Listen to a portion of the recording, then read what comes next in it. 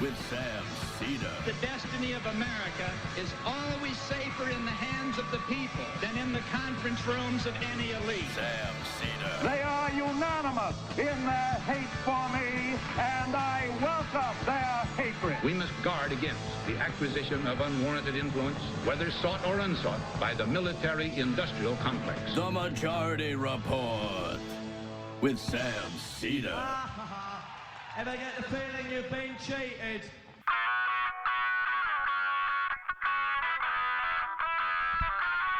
It is Friday, January 18th, 2019. My name is Sam Seder. This is the 5-time award-winning Majority Report.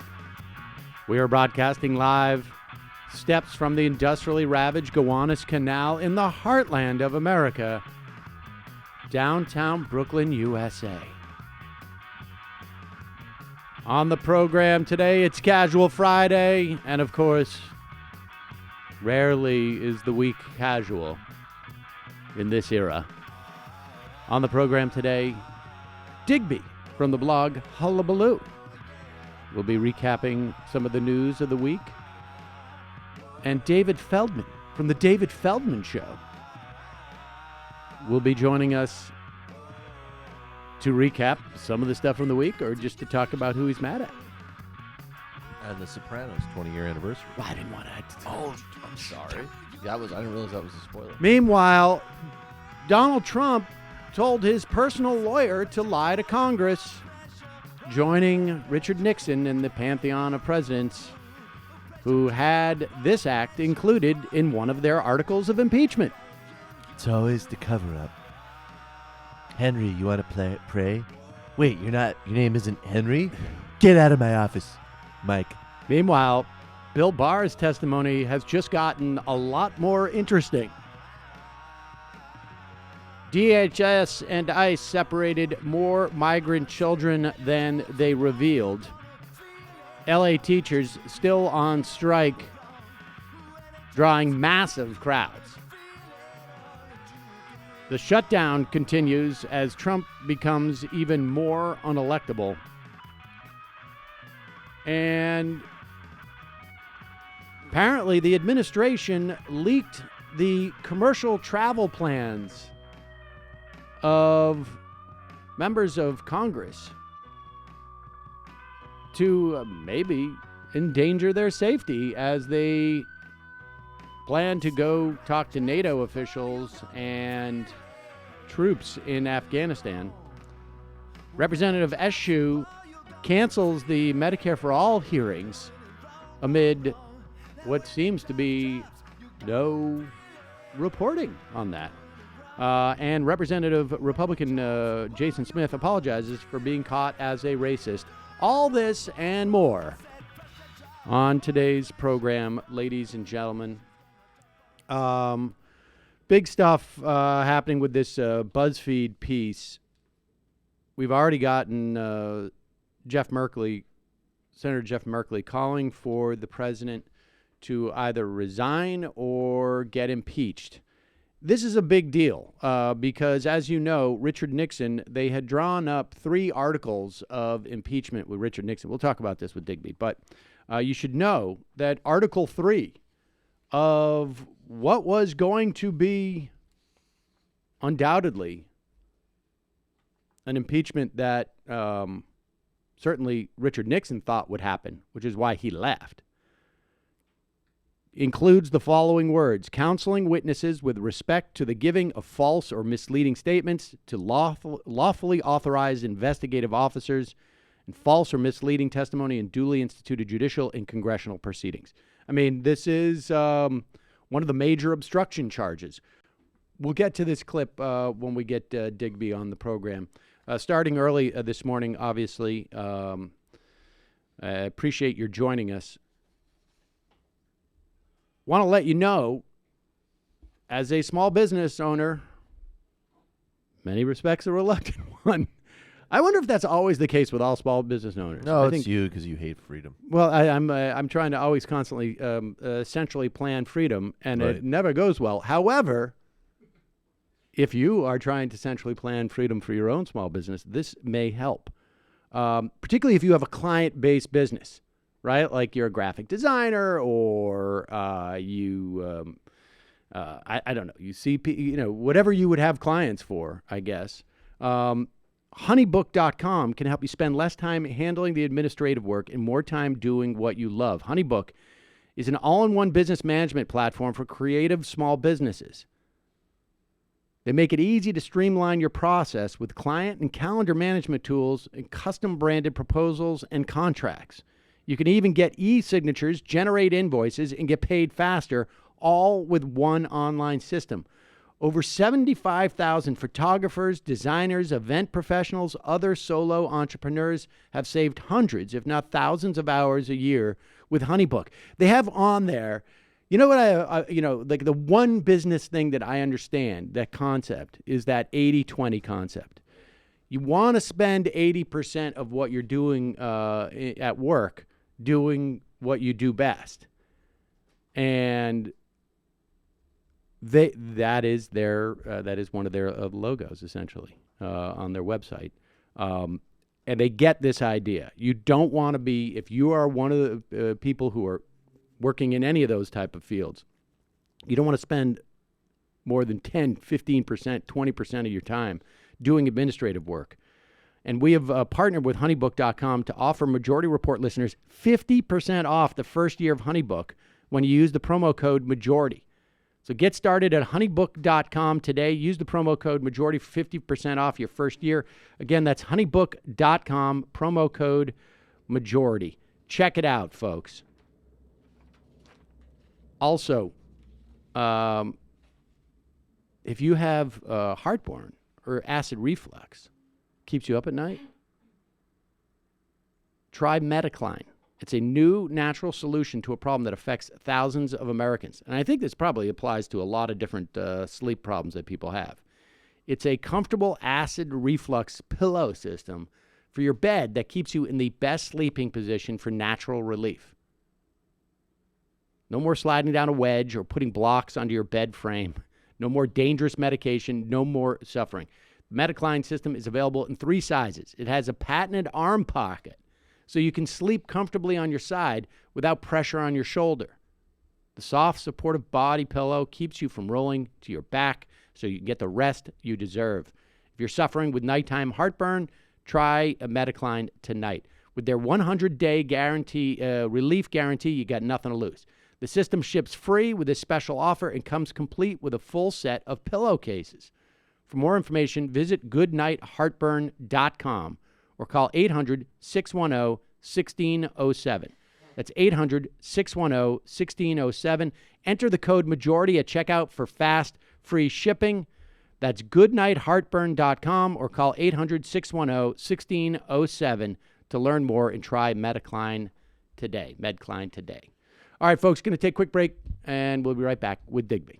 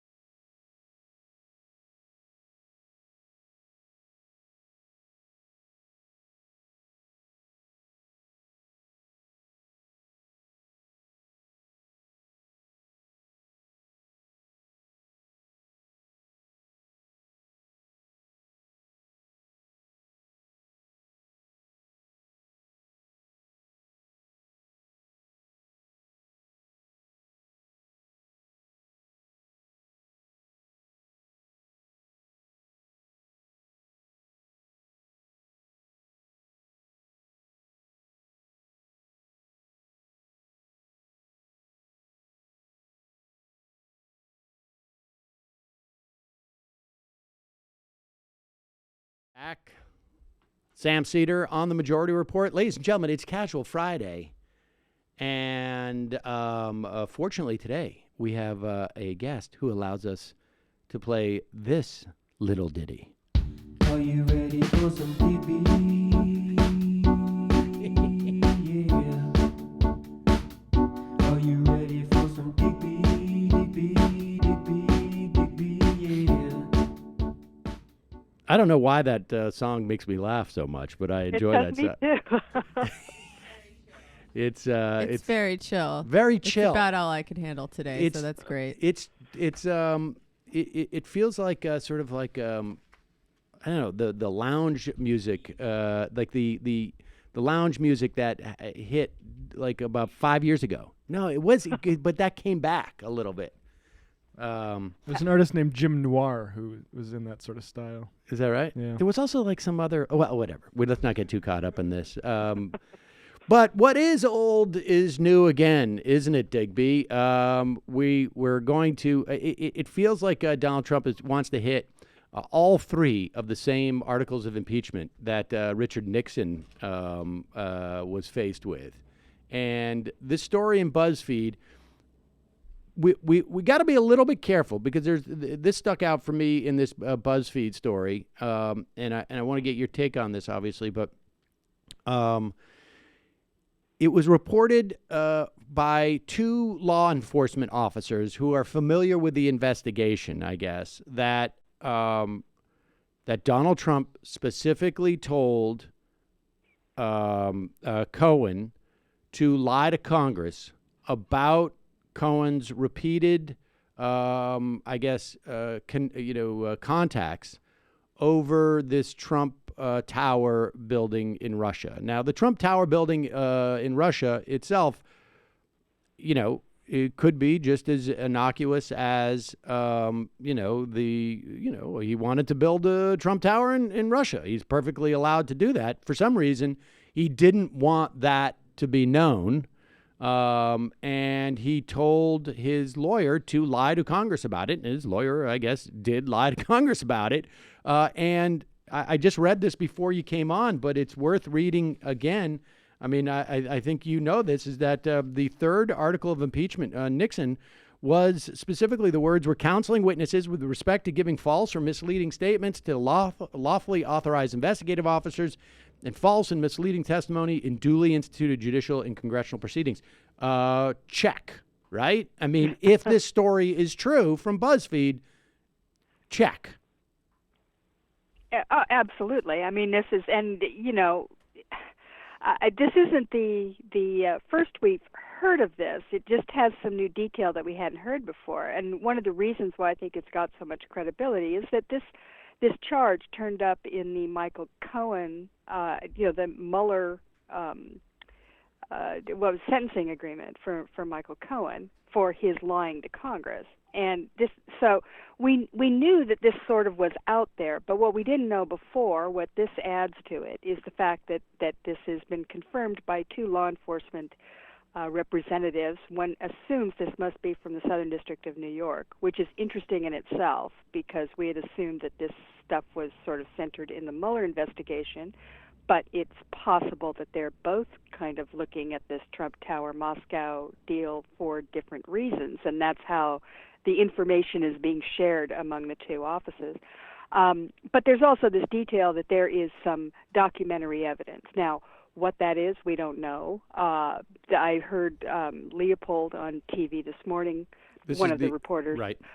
Jason Leopold, saying that they were very confident. They wouldn't say that they had seen it or not seen it, that they'd been briefed, whatever it is, but they're very confident that it exists. I guess you can think they're lying about that, but it wouldn't make much sense.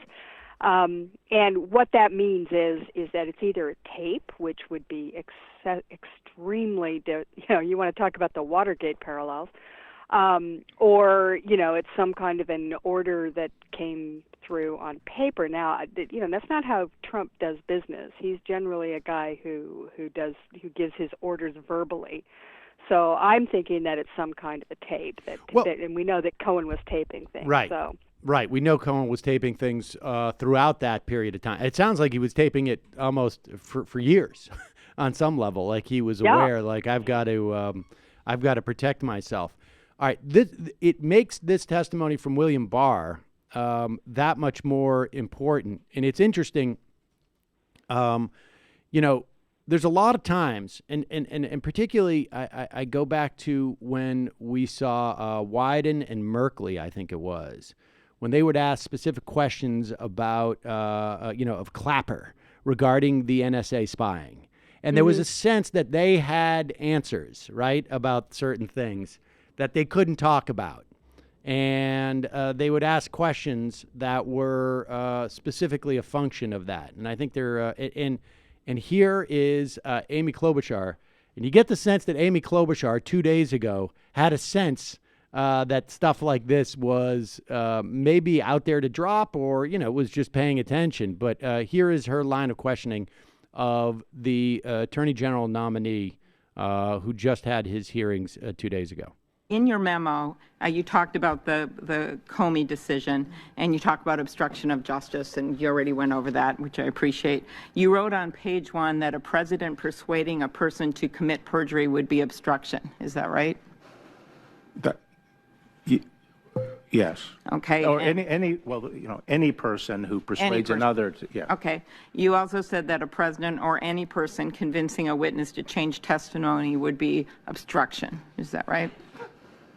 Yes. Okay. And on page 2, you said that a president deliberately impairing the integrity or availability of evidence would be an obstruction. Is that correct? Yes. Okay.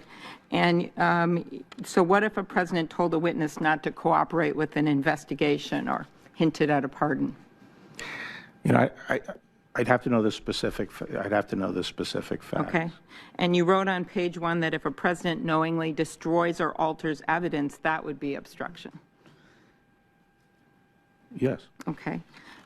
So what if a president drafted a misleading statement to conceal the purpose of a meeting? Would that be obstruction? Again, I'd have to know the specifics. Well, you probably will soon. But there it is. I mean, she's basically lays out 2 or 3 things that I think are fairly clear that Donald Trump is suspected of doing. And if this reporting is true, but what do you make? Here's what's like. This is the first, if I'm not mistaken, this seems to be the first information we have about this investigation that has come from law enforcement. Yeah. I mean, I don't remember a single other piece of information. What we've gotten up to this point are different defense attorneys trying to protect their client by giving information about other people who are caught up in this investigation. I don't remember another story of significance, it seems to me, in which law enforcement officials were cited. What do you make of that?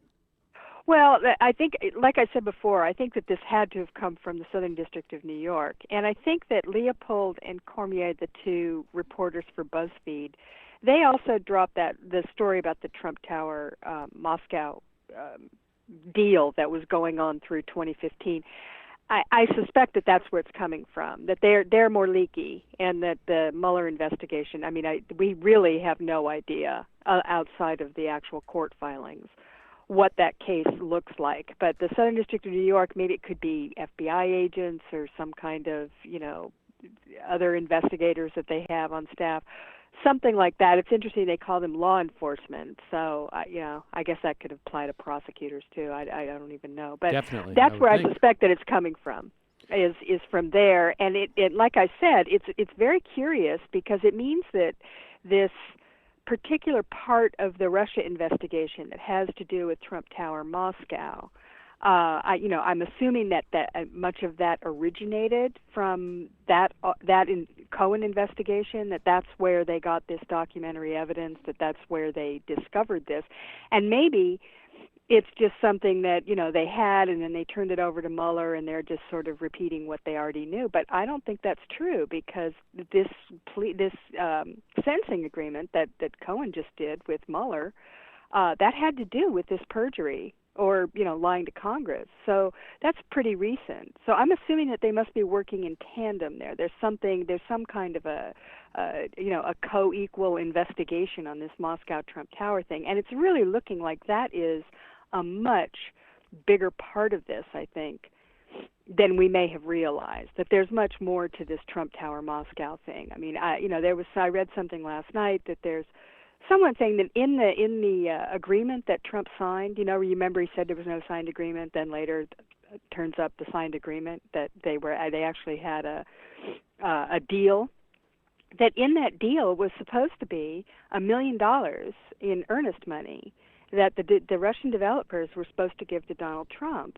And now people are wondering, did that money ever get sent? I mean, was there actually $1 million exchanged somewhere in the middle of all this? Which, and of course you're wondering whose interests are being served going either direction. I mean, we know that Donald Trump's interests were being served by Russians helping him win the election. What were the Russians getting out of this at the time, and which people were they? I mean, we know that the Russian system tends to, the government is very much involved with these developers and these oligarchs with all the money, and that this is sort of a very elite group that sort of works together.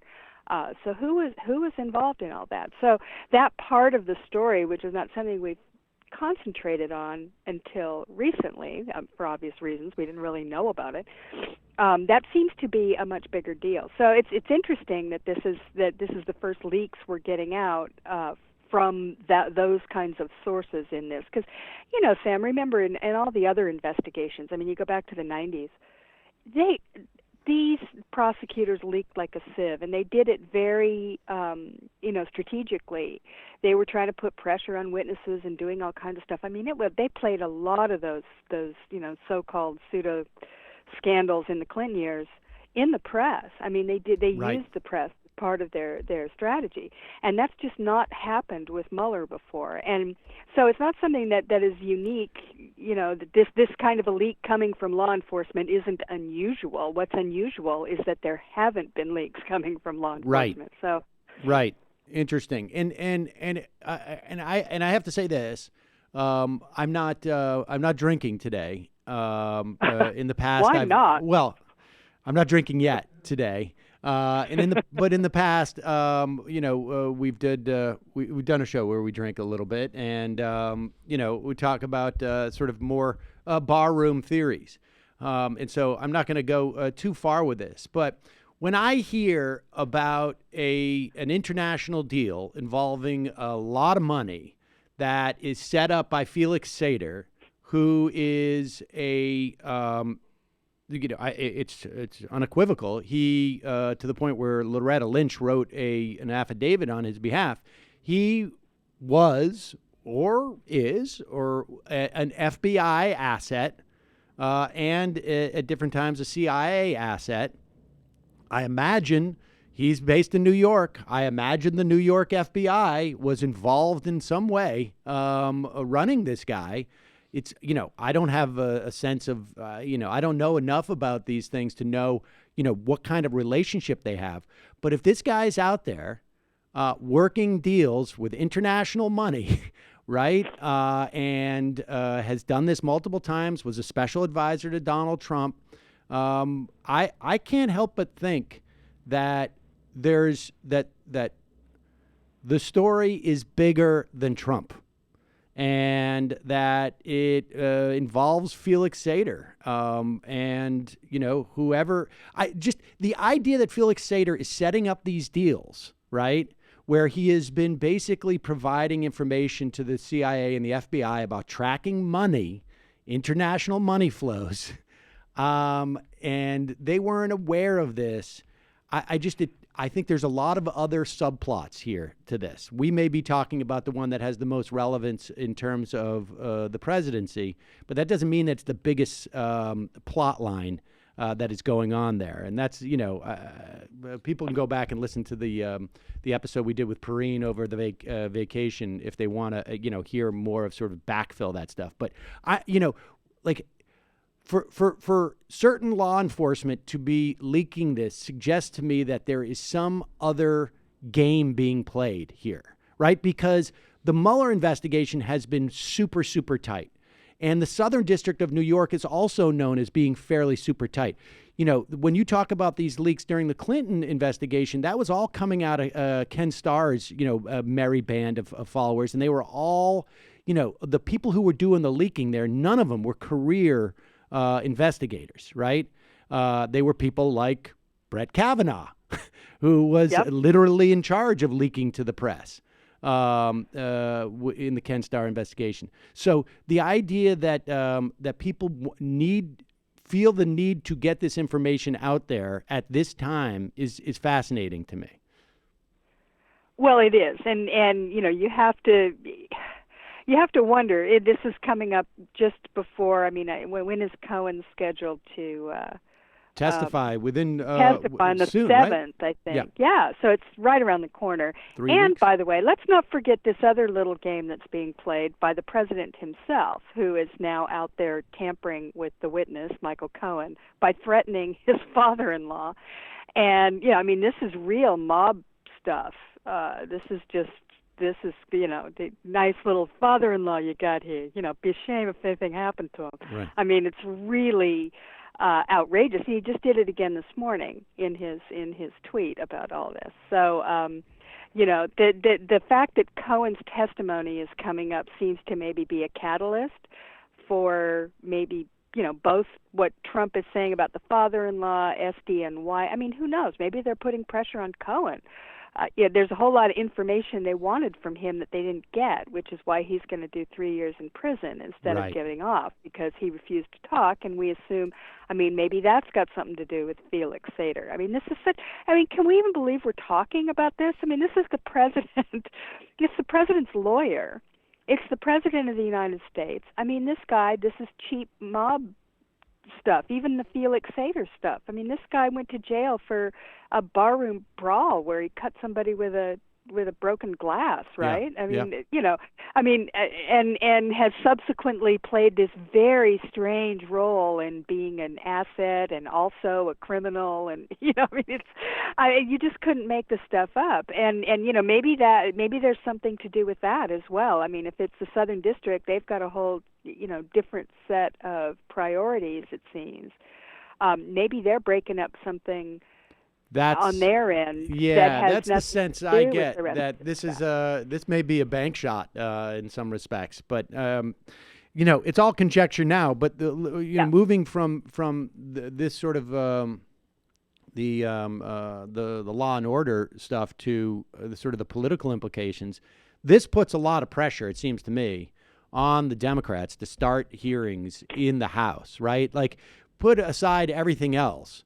You just, as a president, you can't tell people to lie to Congress. You can't do that as anybody.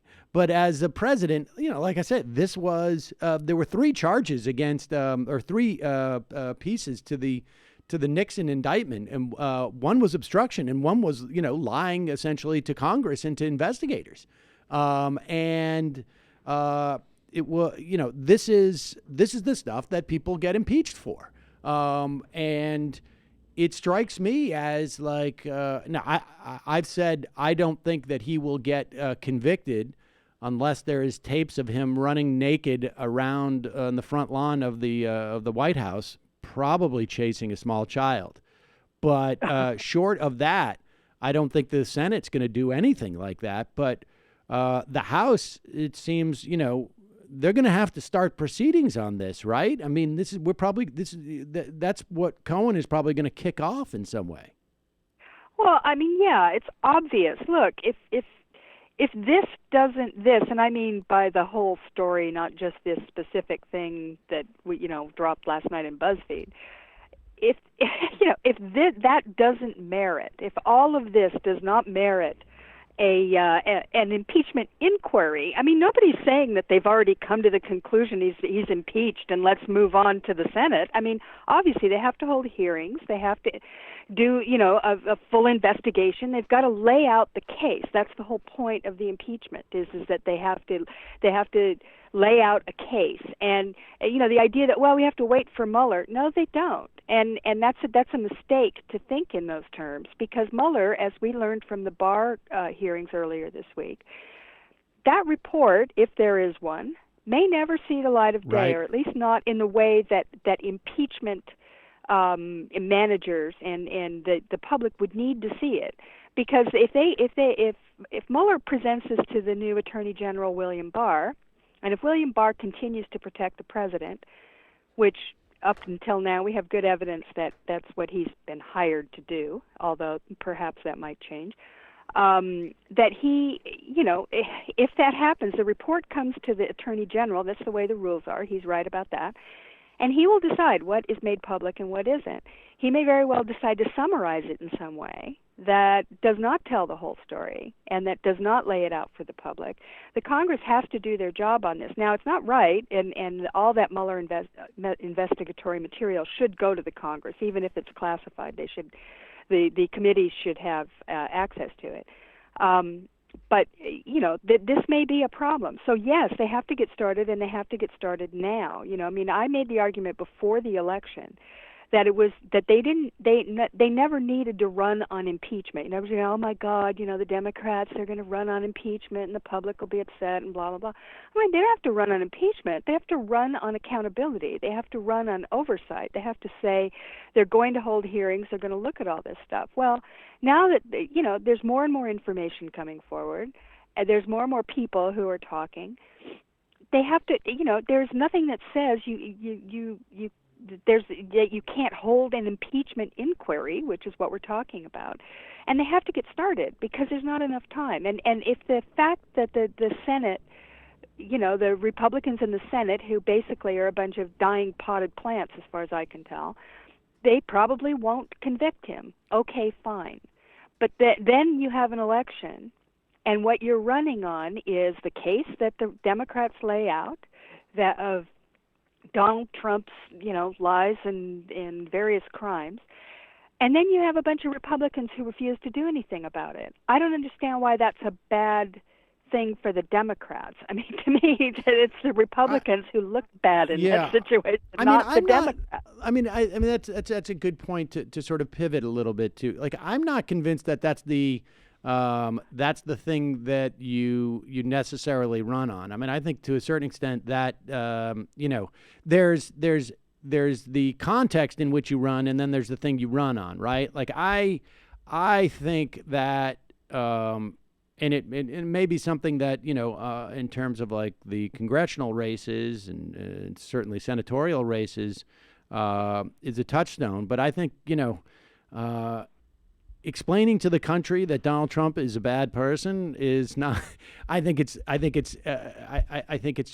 annoying because they all know, right? We see this poll that came out the other day. Now, I guess it was yesterday.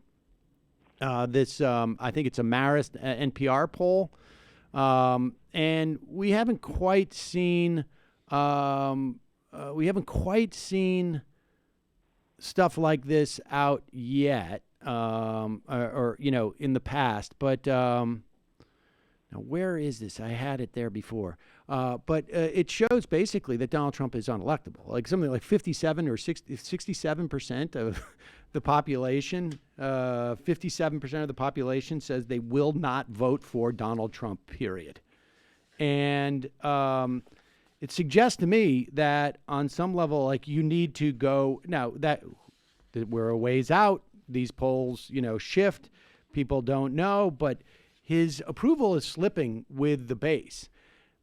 It's conceivable that impeachment might, shore up that base a little bit, but that's not going to help him beyond that. And so the bottom line is, Donald Trump is, getting rid of Donald Trump, I think, is going to be a feature of a campaign. But I still think that you have to run on affirmatively, bringing people stuff that they want their government to do, right? I think one of the, and again, there were 30 different but-fors, right, with the race with Clinton. But one of the things that she, I think, did not make as a primary feature of her campaign was she spent a lot of time talking about how horrible Donald Trump was. She was right. But I don't know ultimately that you need to prove that to people. I mean, I think people know that he was horrible. They just want to make sure that they're going to vote for something affirmatively as well. So, you impeach the guy and you just basically say, like, it's about the Republicans then, right? It's about the Republicans in the Senate. It's not even about Donald Trump anymore. It's just about people standing in the way of accountability. And, exactly. And all right, well, so let's talk about this a little bit in terms of what's going on with the shutdown. The government shutdown, I think there's just sort of like this slow burn a little bit where the American public hears stories like the New York FBI having a food bank for people who work there, right? That you have government employees who are working without pay.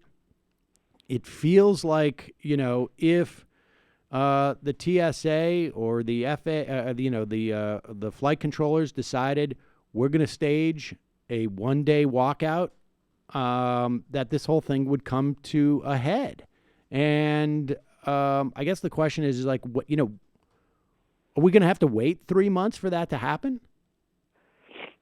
It's so painful to watch this whole thing unfold. I mean, look, Trump, he's backed himself into a corner here. He's in a very, he's done this to himself. And by the way, I wrote about this for Salon this morning, and this, I'm so struck by the fact that this guy was supposed to be, he sold himself to the public as the greatest negotiator in the world. And there has never been a worse. And it's the one thing I agree with Ann Coulter on. He's the worst negotiator the world has ever known. He is really, really bad at this. And in fact, he was quoted in the New York Times this week saying, why can't I get a deal? He's whining to Mick Mulvaney. Why can't I get a deal? I'm getting crushed, because he doesn't understand how this works. He doesn't get it. He is unable to do he has two off-ramps here that are available to him. One is to come to the Democrats and offer them something really good. He could do that, but he doesn't know what they want. He doesn't understand how that, what kind of things might induce them to agree to maybe come halfway on his wall or some kind of thing. He can't deal. He doesn't know how to do it. We know this because he called them up to the White House. They all went in there. They're sitting there, and he said, will you give me my wall? And Nancy Pelosi, as her opening gambit, says, no, I won't. And he says, bye-bye. And he gets up and leaves. That's his idea of a negotiation. That's not a negotiation, not in politics anyway. Maybe when you're doing a licensing deal for cheap ties for Macy's or something, maybe you can do that. But that's not going to work with someone who has equal power to you, and you have to go across. You've got to do some kind of horse trading. He has no idea how to do that, and he's refusing to do it. Do you think? So this is my sense. He must know that if he offered DACA, right? Because they had this deal a year ago. I know. They had the deal with it was a better deal. with 5 times the funding for him, and it seems to me the problem is not so much that he doesn't know what would bring the Democrats to the table, is that he, for all the sort of accolades he got about knowing what his base would accept, he seems to have lost sight of that. And I think, to a certain extent, he's got conservative Republicans coming in. He doesn't realize that they have nowhere else to go, or he's afraid of somebody who's telling them you can't do this in terms of DACA.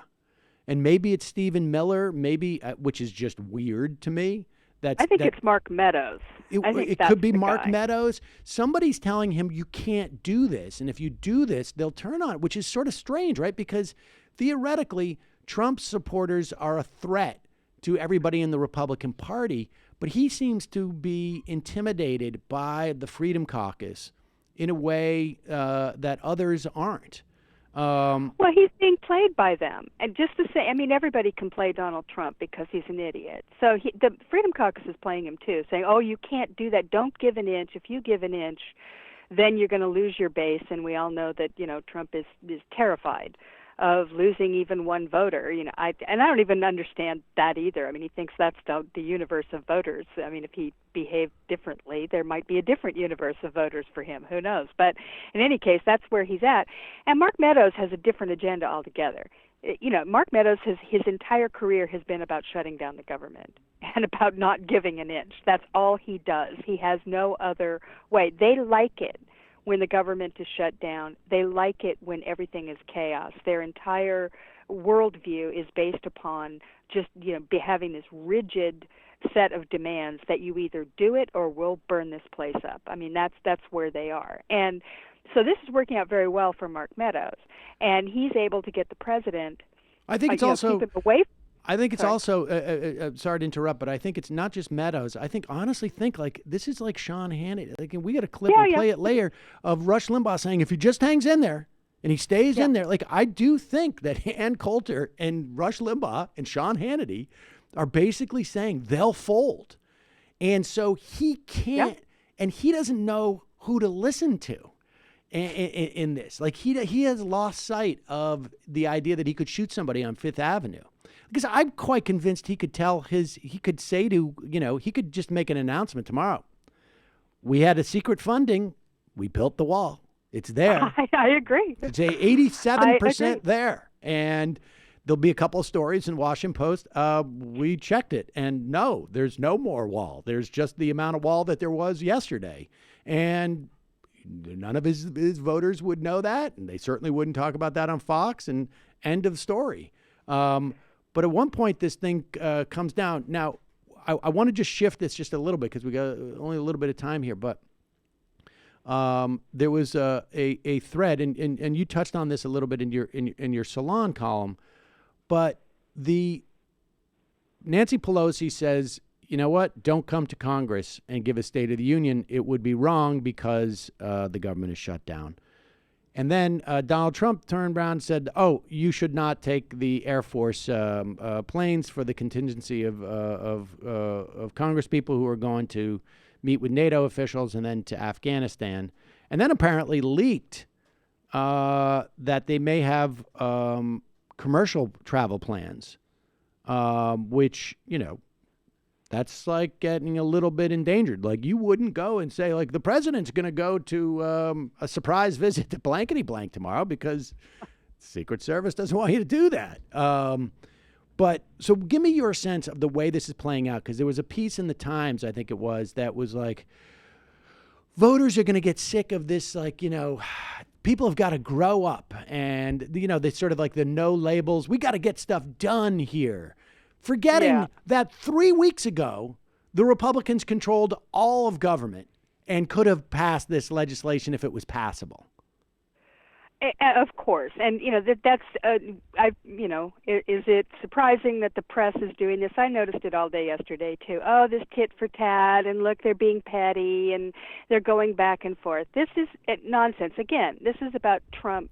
This is about negotiating. And what Nancy Pelosi knew was that Donald Trump really likes his big speech. Lots of clapping, and everybody's watching. He checks the ratings. This joint session of Congress thing is a big deal to Donald Trump. So she knew that if she said, you can't do that, it would put a little bit more pressure on him to perhaps open the government, which is what this whole thing is about, right? I mean, this is just in this shutdown. So she ratcheted up the pressure on him by saying, okay, you're not going to get your big speech until you do this. She had the power to do it. That's a smart negotiating tactic. It is not a petty thing where she's trying to slap him down or make him feel bad. It was about trying to get the government open, because the man will not move off the dime because of what we just said. Ann Coulter and Rush Limbaugh are having a fit, and Trump doesn't know what to do. He can't take the off-ramp, which I thought was available to him, which was to declare the emergency and let the courts sort it out. For some reason, I think that's Mark Meadows again, who has convinced him that he shouldn't do that, because what Mark Meadows wants to do is to have a showdown with Nancy Pelosi. He wants to, break the Democrats' back so that they, they'll never try this again or something, or just for kicks. But whatever the case, Pelosi is trying to get Trump off the dime. Now, Trump's reaction, of course, was just more of a temper tantrum, saying, okay, well, all right, you don't get your trip now, like they really cared, right? And Nancy and the rest of them are going, all right, whatever. But the speech was actually something that Trump values and that it was important to him, and he's not getting it until he makes his move.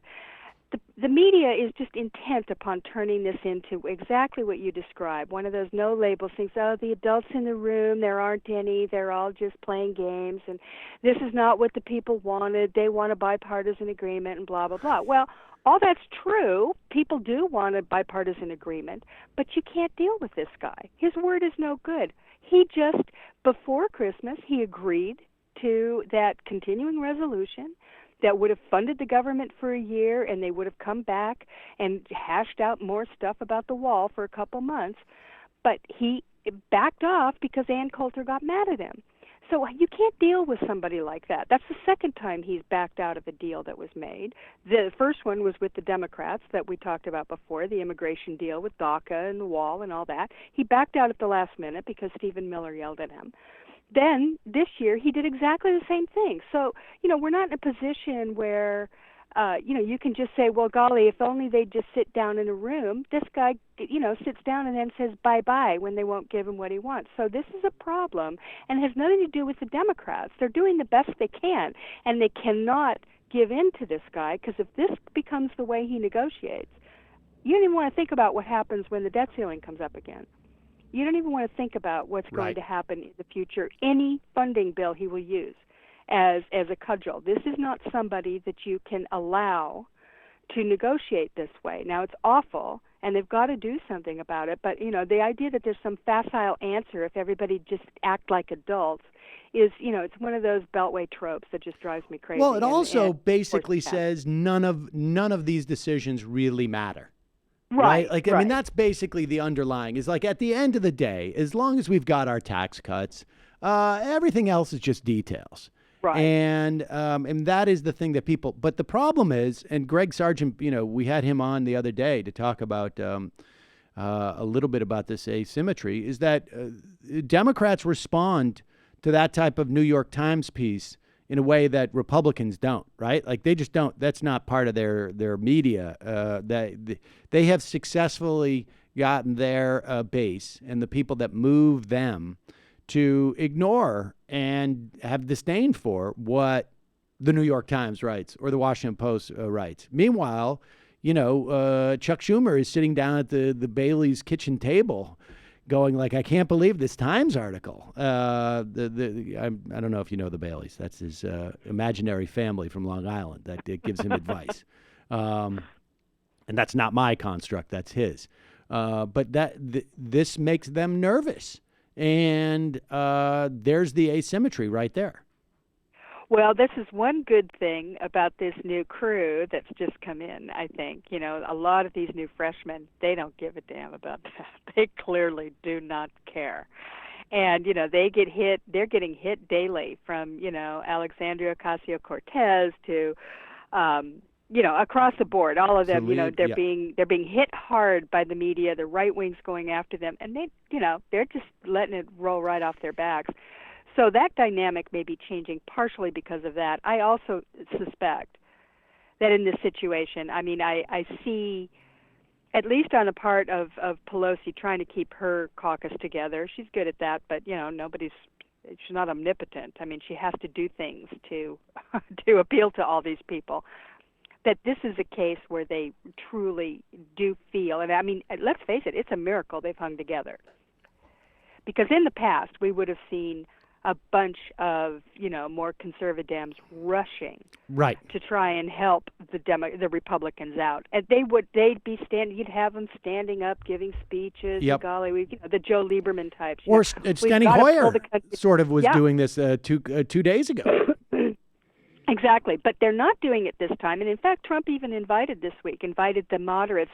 Newt Gingrich, and I know exactly how this happened. I happened to be watching it. Newt Gingrich went on Fox and said, hey, look, back when I was in charge, we used to deal with this very easily. We'd get 30 or 40 Democrats, and we'd get them together, and we'd get them to put pressure on the president. And that's that's what Trump needs to do now. He needs to put pressure on Pelosi by getting 30 or 40 of her Democrats together, bring them up to the White House and make a deal, and then she'll have no choice. And I'm watching, I'm going, man, you are you are so living in the past. Right. I mean, first of all, he didn't really do that very well at the time. He's exaggerating his success on anything. But, this is such an old-fashioned view of how things worked. And, Trump tried it. He called up the moderates and said, we're going to get this centrist coalition, the No Labels coalition, going to come up to the White House. I'm inviting you up and whatever. And the Democrats said, nah, we're not interested. And I was surprised. I mean, I'm still surprised that crack hasn't appeared, but it hasn't. And this is one of the advantages of having Donald Trump, who is such so toxic, amazing, right? You don't want to be seen with him at the White House. Nobody. Well, look, that pressure comes on Democrats as well as Republicans, right? If Democrats deal with Trump, they get a primary. I don't have any doubt about it. That right. Any Democrat who's seen as a Trump Democrat, they are not going to survive, and they must know that. But that is kind of a miracle that they're doing this, and so that dynamic, the press is trying to play this old game. They've brought out their old playbook of we need more adults in the room thing. I just don't think it's going to work. And if you look at the public opinion polls, it's pretty clear who they're blaming for this. Yep. The guy who Trump made it pretty easy. All right. Well, let me just, I just want to touch on this, but we have to go, and maybe for a future conversation. That point about the freshman Democrats who come in, right, who are it's interesting because a lot of these folks are ideologically to the left of where the center of the Democratic Party has been, okay, for the past 20, 30 years. But it is what's operative right now is that they are more partisan, right? I mean, this is the sort of like paradox that we don't hear about with someone like AOC, right? Is that her ideology is one thing, but what is really in effect right now is almost like her partisanship. Yep. Right? She's doing what we wanted Dems to do 10, 15 years ago. More and better Democrats. That was the idea. Right. But that meant two different things, right? That means we had, we all had our ideological aspirations for these Democrats, but we wanted them simply to go in and fight, even on their own terms, right? And she's just going and doing that, marching over, and we should say it was, not just her, it was, Katie Hill and Lauren Underwood and Angie Craig and others, I think, who went over there to look for Mitch McConnell, to bring the fight literally to Mitch McConnell, which is something that I've been begging Democrats to see more from Democrats to do for 2 years, because somehow Mitch McConnell stays out of the news. But the other day, they walked over there and they made the story about Mitch McConnell. And this has nothing to do with ideology, right? This has to do with just you're in a political fight. This is how you get media attention to where the points of pressure should be put. And for some reason, the Democrats, prior to, those freshman Democrats going and doing this, could not figure that out or would not put themselves out there. I mean, it's a mystery to me, and I think it's a fascinating sort of paradox. She's there. Her acclaim is ideological, but what she's doing right now, you don't have to believe in Medicare for all, single payer health insurance to go and say Mitch McConnell is responsible for the shutdown. Right? You don't have to be for free college. You don't have to be for, debt forgiveness or for, the government being involved in manufacturing generic drugs or anything to go and say Mitch McConnell is the person that we should be directing our, media attention to. That's just like tactical politics. Of course. And, and I'm impressed because I think that, that they understand something, which is they understand the moment that they're in, right? Which is a real problem for some of these people who've been around a while, right? You see so much. I think it goes back to what we talked about earlier, the fear of impeachment, of going down that road. They're living in 1998. They think, and they're thinking Donald Trump is Bill Clinton. I mean, it couldn't be a more different situation, number one, or a more different world that we're living in. And you see a lot of this fighting the last war thing among the veterans, and these younger, or I shouldn't just say younger. There's some who are older who come in. The newer, members of the Congress are much more living in the moment. They're looking at the situation much more clearly as being, what it is. That partisan battle is where the battlefield is. Yep. There's not, I think there'll be plenty of fights down the road about single pay, about we're going to see that. Yeah, it's coming very shortly. All that right. stuff.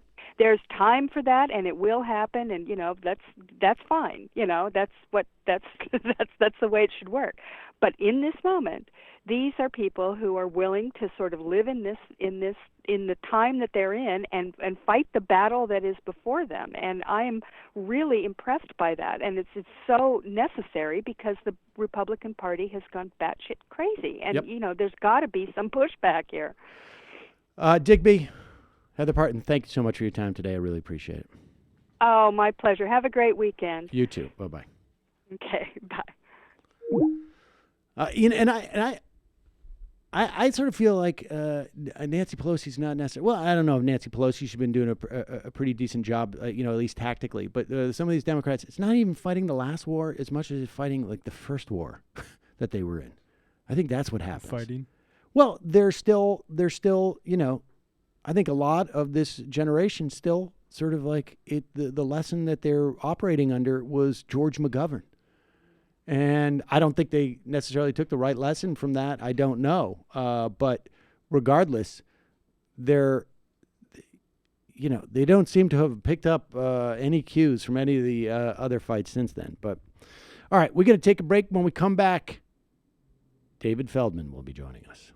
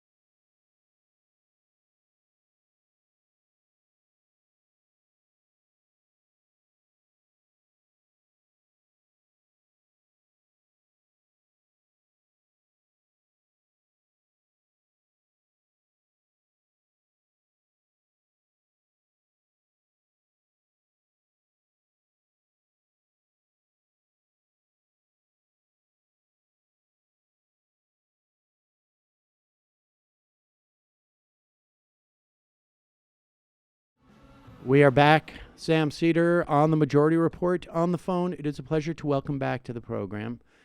I'm pretty sure this is like his third visit. I feel like he was on maybe years ago. And then he was on like a month or two ago with Michael. He is the host of the David Feldman Show, which I believe is on some terrestrial radio, obviously available as a podcast. David, are you there? Yes. It's great to be back, Sam. Thanks for inviting me. Well, it's my pleasure. Thank you for joining us. And I should also say that I remember seeing you. I still remember jokes of yours from stand-up I saw at Catch a Rising. Are you like am I getting Cernovich now? Because I thought I've scrubbed most of them off my Twitter feed. They're off your Twitter feed, but this was almost 20 years before Twitter. I remember seeing you at the Catch a Rising Star in the early 90s in Cambridge. Yeah. I remember that was one of my favorite rooms. Yeah. I remember the jokes you see. I mean, I guess that's not terribly impressive for you. What are the jokes? I guess they. I remember the joke that you had where you would say, we need more women leaders. We need more women leaders because they're the best, and they will never start a war except for Margaret Thatcher and Indira Gandhi. And you listed every single female leader of a country who had all started wars. Did you include Golda Meir? Golda Meir, yes. Okay, I think it was probably Golda Meir. Well, I just wanted to make sure that he wasn't caping for Israel. Well, yeah. Were you? And George Herbert Walker Bush started a war too, and he was kind of a. But this was This was. You're saying that George Herbert Walker Bush was a cuck. Was a cuck. Is that what you're saying? I don't. It's not for me to speak ill of people who deserve to be dead. Oh, there you go. That's very nice of you. That's how I was raised. Do you remember that joke? I kind of remember. I had some bits that today would. I don't know if they would be particularly. Oh no, none of them would be funny. At all. No, not at all. But you were doing like political sarcastic sort of type of humor at that time. But I've just told you. I mean, that's a bit of a compliment, right? I mean, I remember jokes of yours from 30 years ago, and you just sort of. I think rolls off your back. To me, to be honest, and I'm glad you invited me on the show, and I love your show, but I don't think it's a compliment to somebody my age. I think you're just showing off your memory in front of me. You're just saying, look how young I am. Look what I can. Look at the synapses in my brain, old man. Well, it wasn't an under 15 club at that time that you were performing in. I mean, I was obviously old enough to attend a comedy club and be doing comedy. Yeah, but you know what? It's a passive-aggressive compliment. What you're saying to me is, you were one of the well, you didn't even bother to say you're one of the greats. You just said to me when I was a kid. I don't want to get carried away. I mean, I didn't. What? I didn't say that. I mean, I wasn't. I'm pretty accurate with my assessments. I said I saw you. Kind of like ageism. Sam told me before you came on the air that he used his ID, proving he was 21 for the first time to go see you. That's right. And that's the reason he remembers it. No, so I was taken there by my parents as a pre-bar mitzvah gift. Right. Will you take me to see David Feldman, please? I'd like the Indira Gandhi. Yeah, and this is not a compliment. Oh, well. This is insulting. You're saying, like, I'm Jewish, let's go see an old Jewish comic like Sam Levinson or Jackie May. And it was 30 years ago. You're just putting me off the pasture here. This is not the proper way to treat a guest. No, I feel really insulted now. I apologize. I meant no offense whatsoever. I know this has been a trying process for you. Hang on. Hang on. The nurse is removing the catheter. Okay. Yeah. You know what? It's still clean. Don't read the manual. They want you to buy a new catheter. This is just. It's fine. It's clean. Okay, go ahead. That's gross. Oh, man. Yeah. Jesus. Yeah, super gross. Now, Okay. now, David, I know this has been a little bit trying for you. My understanding you had a little bit of a complaint about your pre-interview? Your producers, there's a phalanx of like 3 producers that I have to go through before we go live. And the I've done talk shows before. And this is like the first time where they don't ask me what I'm going to talk about. They tell me what not to talk about on the show. Right. They didn't screen any of my bits. They just said, these are the things. Your producer, Bemelman. Bemelman, right? 25 Bemelman. Okay. The kid with the Bemelman, the kid with the baseball cap turned sideways. Right. There's a couple of those, but yes. Yeah. I like how Feldman Jewises everybody. The right, two Bemelman. the most gentile things happening in this studio, he's turned into Bemelman. Right. Well, he's not. He's not working at what do you call it, Brighton Beach until the summer, so he's here for the winter. But yes, Bemelman. Is that Michael Brooks talking? Yeah. Because I know. Should we tell what his Mandelbrot? Michael Mandelbrot. Is that Michael Mandelbrot? Is that your real name? Michael No, Brooks? the real name was Berkovich. Was that right? Actually, yes, it really was. Brockovich? He couldn't get it. Yeah, and then it was Berkowitz. You mean Brockovich? No. Who says Brockovich? People from that part of the world, like the old country. Which old country are we from? I don't fucking Italy? remember. Yeah, sure. No, like Romania or something like Brockovich. that. Brockovich. Okay. Speaking of which, wait, that's a good transition. What's that? Nothing. Oh, I don't want it to be a surprise. Well, I want all right, we'll get there. I'm hungry we'll to get get to there. that. Right, yeah. we'll get there. But David, no, I'm sorry, we interrupted. Are you still there? Yeah. Oh, yeah. okay. Anyway, listen. So I went through Mandelbrot and Bemelman and Potemkin, who I don't even think was really there. Your producer Potemkin. I never actually saw Potemkin. Very good. Very good. That is. Like I said, you got to wait for Potemkin. He's coming in. It's the most cerebral borscht. Anyway, right. I had no intention, and I said this during the pre-interview, and they gave me the list. I'm not going to bring up your facelift. And this is a political show. Right. No, I appreciate Why that. would I bring up your facelift? There's no reason for you to do that. I mean, it's probably best that you hadn't. Not bringing that up. Not bringing Michael Brooks. Right. Going to work for Dave Rubin's new network. Why would I? I'm interested in ideas. Huh? I'm interested in Little ideas. Fracking money? Little fracking money? Yeah.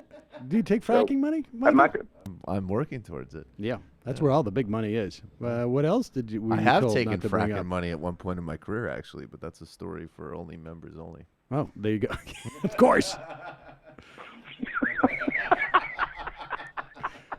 See how Patreon.com/TMBS. Yes, for the fracking story. The fracking story. Was there anything else that you were told not to bring up, or it's okay. I won't bring this. I won't bring this stuff up. All right. Well, I appreciate that. Thank you. That's helpful. And the fact that the show is not done in Brooklyn, the fact that it's being done in the Cayman Islands, right? Well, it's warmer. Nobody's business. Nobody's business. We could. How great we would that could be? move it to the Cayman Islands, dude. I am so voting in favor of that. Where do you do your show, David? I've never been able to figure it out. The Milt Cayman Islands. It's some islands named after an old Jewish comedian named Milt Cayman. Very big in the Borscht Belt. Milt Cayman. Do you remember Milt Cayman? I don't remember Milt Cayman. No, I mean I'm much younger than that. Far too young to know Milt Cayman. Is he a real guy? There we go again. Okay. Huh? So no, I'm sorry. I didn't mean in any way.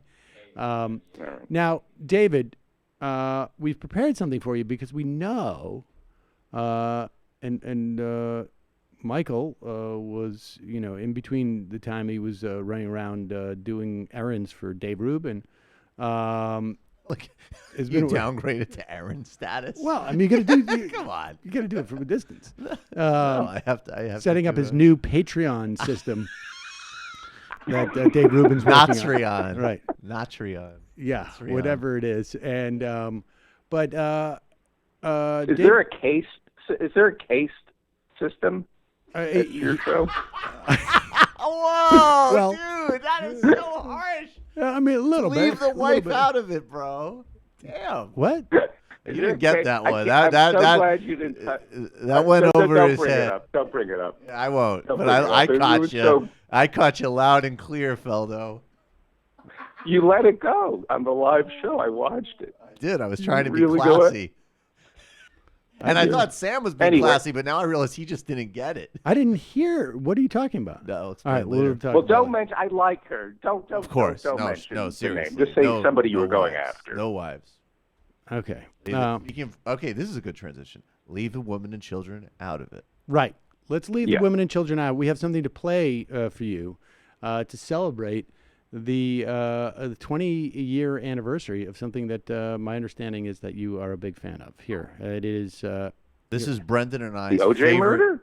The OJ murder was a couple of years. But OJ murder was like 94. It's not. This is Brendan and I's favorite scene. Here it is. Jews, that's right. I knew there was something. Tony, you know that guy Titleman? Owns all that property. That motel down the street from the club. The Jew with the black clothes and the curls and everything? They're called Hasidim. Hasidim, but I don't believe him. It is the 20-year anniversary of The Sopranos. Yeah, I see them, but I don't believe them. Paulie Walnut, right? That's right. That's right. You're a big Sopranos fan, and Little Steven was on the picket lines, the L.A. school strike picket lines. Yeah. Yeah. So, how do you want me to respond to this? I don't know. Jesus. I mean, Jesus Christ. did we offend you in some way? Was that another Well, age thing? do you mind if I unveil I'm doing like a beta version of myself, so I'd like to respond, but I want to cut through the left-wing progressive clutter. Okay. And stand out. Right. Because, there are a lot of really great people doing what you do. Right. And what you do. And so, yeah, but, I want to stand out. Right. You want to brand it's hard yourself? for someone like, I'm sorry? You want to brand yourself. I want to brand myself, and it's hard for someone like me. I read one book, and I smoke a lot of dope. Right. What was the book? So, huh?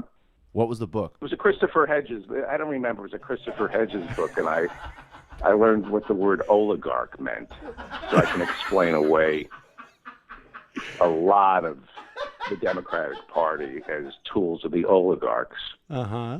So, and it's working for me. I can dismiss practically everything in the Democratic Party, still be a progressive, and bring up, Hillary and the Clinton Foundation in Haiti. Right, of course. Hey, that's a real story, sir. That's a what? That's a real one, sir. That's a real story. Yes, indeed. That's what I'm talking about. Yeah, I read Christopher Hedges, and the Democratic Party. We need a purity test. So I want to be the big nothing burger guy. That's my thing. The big nothing burger. So, give us an example of what would be a big nothing burger. AOC, Alexandria Ocasio-Cortez. It's a big nothing burger. She's part of the same swamp they all come from. And she's an oligarch, and you are just not seeing it.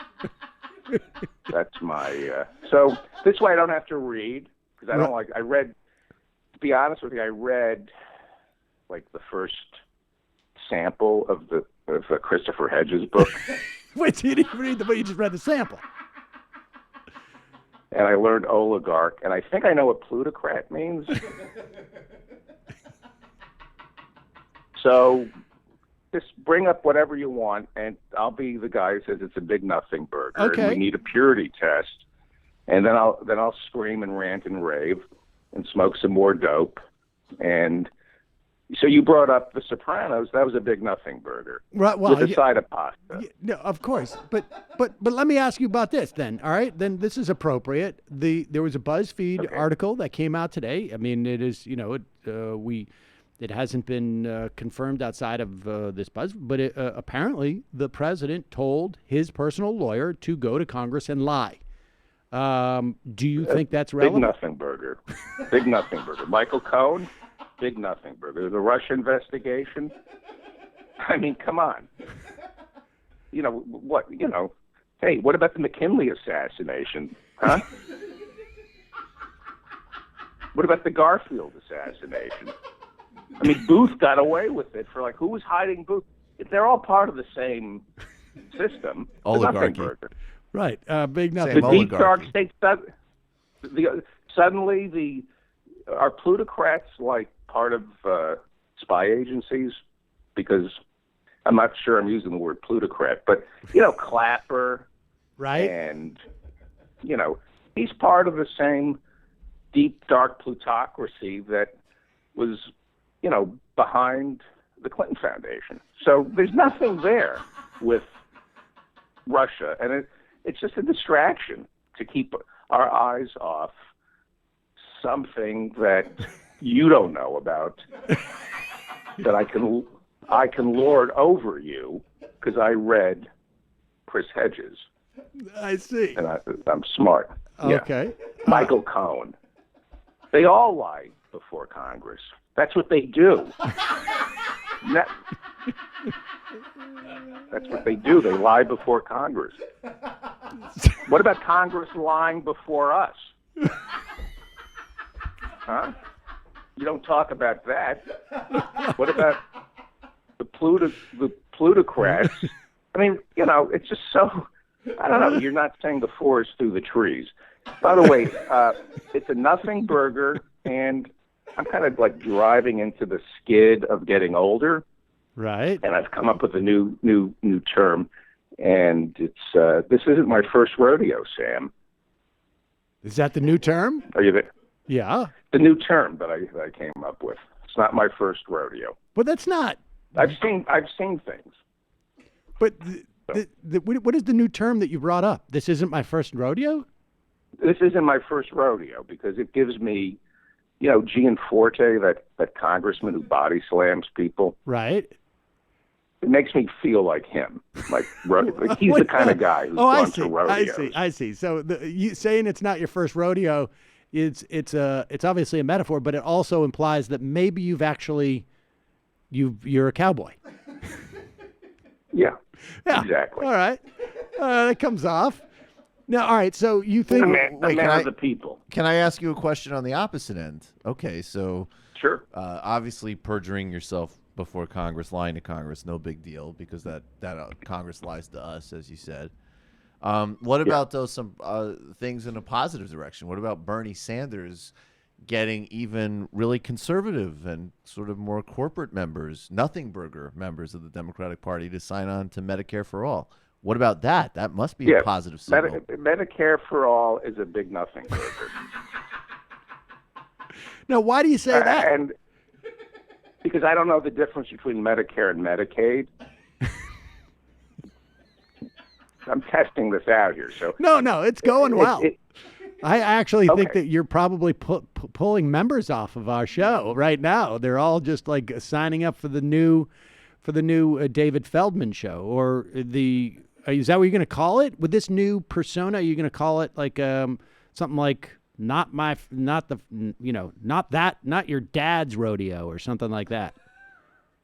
Yeah, well, I'm not doing this to make money. I've gotten rid of all my memberships. To be honest with you, I'm getting money from one person. I can't mention his name. Can't? No. Can you give us a sense of who it is? I mean, people are going to probably want to know. He's one of the lesser-known Koch brothers. The one who was excommunicated for wasn't one of the Koch No, brothers? there's another Koch brother that nobody knows about. Wow. So he's been giving me money. Yeah. Oh, well, that How makes did it Jane easier. Mayer miss him? Yeah. You want to know his name? Sure. Because his last name is Koch. Right. Mm-hmm. What's He would be one of the lesser known. Koch He'd brothers. be one of the lesser known Koch, huh?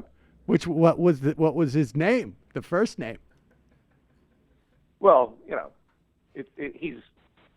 it really changed him growing up because people made fun of him for having the first name that didn't really match Koch, and so. What would that be? He. Do you want to? Yeah, I go pee-pee in your. Go pee-pee. In your. His name was I go pee-pee in your. Yes. And it really affected him. That's so fucking stupid. Can you imagine growing up? You have David Koch, Charles Koch. Oh, and that's our older brother. I go pee-pee in your. So he was an older brother. He was an older brother. Huh? So the Kochs. He was the older brother. So Mr. and Mrs. Koch started with this, and then they realized probably not a good idea. Like, that was funny for a while, but then it turns out to be not good. So let's just go with David Koch. And is that a family name, or what was that? Was it just they were just like, this could be funny. Let's try it out. I don't know why they would name a child. I don't know. In all honesty, I don't know why somebody would name their child I go pee-pee in your. No idea. No idea. It's a strange thing. All right. Well, I mean, let's get back to just one more, I guess, issue. What about this teacher strike? Is that hopeful? Are you hopeful in any way when you see tens of thousands of teachers going out on strike and labor actions? Listen, it's a nothing burger. It's the plutocrats within the unions using the teachers to further their oligarchical needs. Because, and now, I don't know if you can see the crazy in my eyes, okay? But trust me, there's crazy in my eyes. No, I believe it. What you've got to understand about the teacher strike, and this is why it's a big nothing burger, is Crimea, Khrushchev had given Crimea to the Ukraine. Back then it was the Ukraine as a peace overture. So Crimea was always a part of Russia. So, and we knew that when Obama was president, but suddenly Putin is an oligarchical plutocrat for taking Crimea. It was always a part of Russia. That's why the teacher strike it's a big nothing burger. And if you don't see that, you need to read Andrew Basovic. You need to study military history. That's why the teacher strike is not going to make it. It just doesn't do it for me. It's one big nothing burger. But you don't know history. You don't know anything about Crimea and Khrushchev. I knew some of what you were talking about, but you're right. I guess I don't. It's not going to change anything, the teacher strike. Because they all lie before Congress. Well, no, wait a second. So, do you think there's anything that would constitute a full-on burger? No. There's a big. Everything's a nothing burger. I'll tell you why. I smoke a lot of dope, and I read the New York Times. My mind wanders.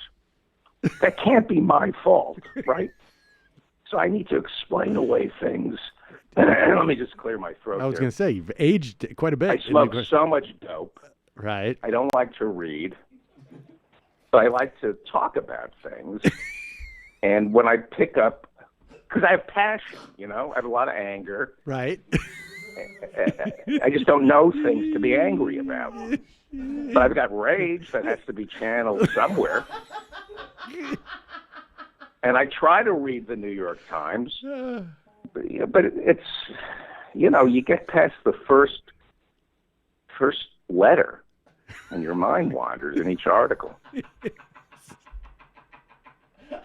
Like I keep seeing I'll see an article, I'll read this. This looks interesting, and I see the letter B, like buy. I think it's like buy, and I've lost interest. I smoke a lot of dope. Yeah, but I do. I think I know what plutocrat means. Right.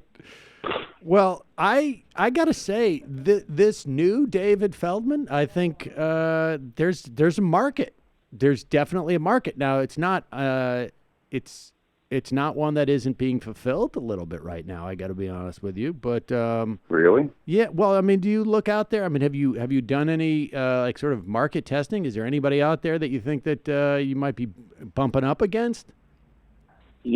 I'm so threatened by anybody that I can't watch other people's shows or listen to other comedians or read other writers because, it just reminds me of my own inadequacy. So no. Well, that's very. The only part I'm not seeing though is the rage.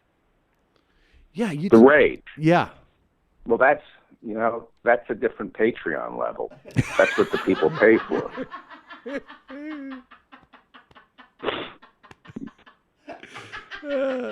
That you got to pay for. Right. Oh, that sounds like a good business model to me, actually, David. Well, listen, I'm glad. I mean, is this the debut? Are we seeing this now for the first time? Because I got to say, the beta test has gone well. Yeah.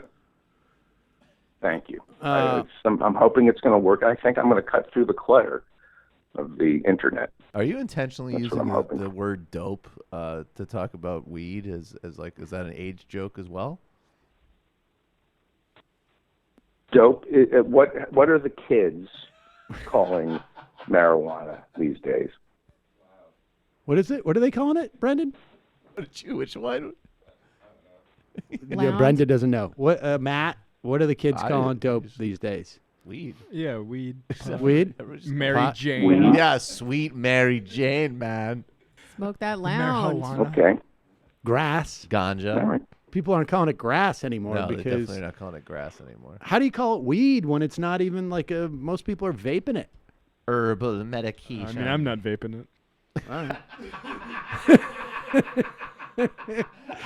Well, David, this has been great. I'm glad we got the first taste on this. Do you have a website that people can go and check out your new beta version of David Feldman? See, that's the other thing. The internet, I can't type. Right. I can't use a computer.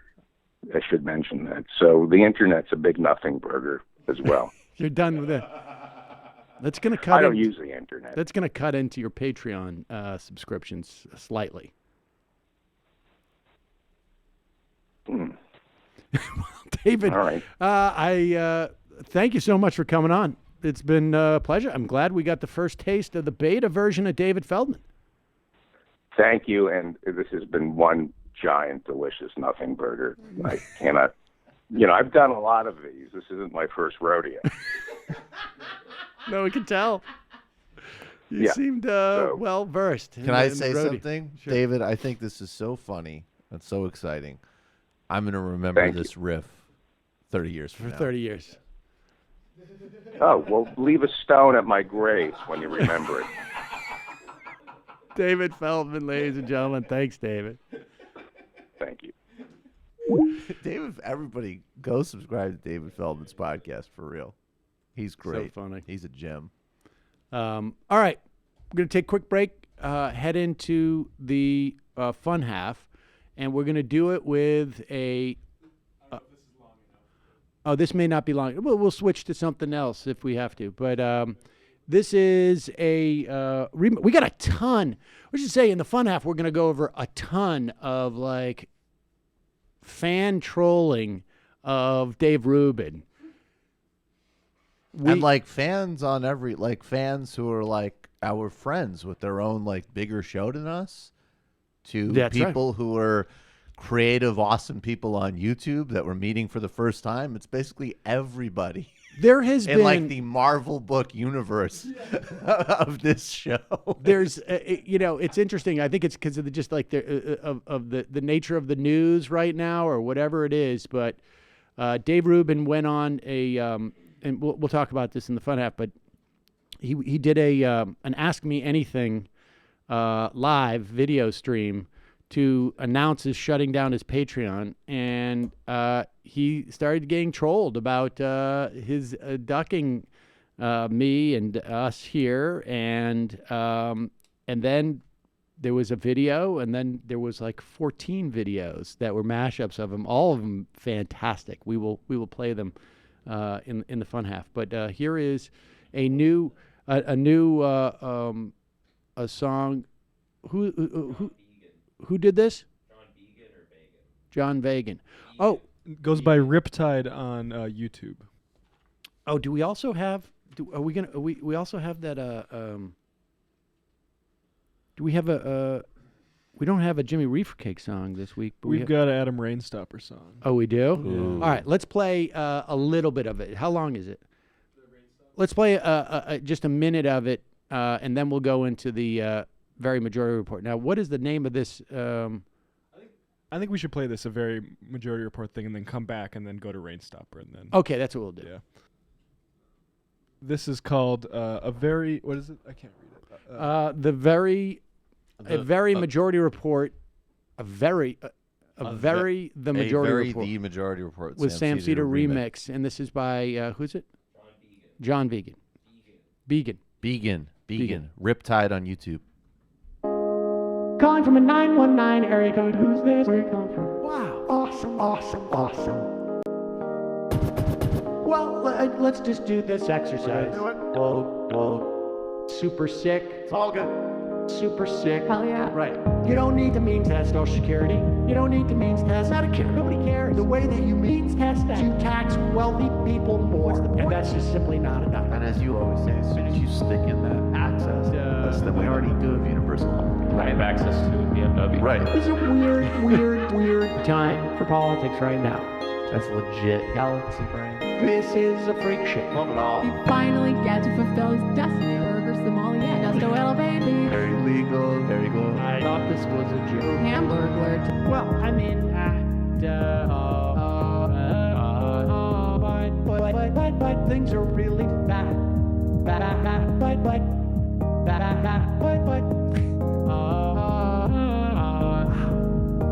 All right.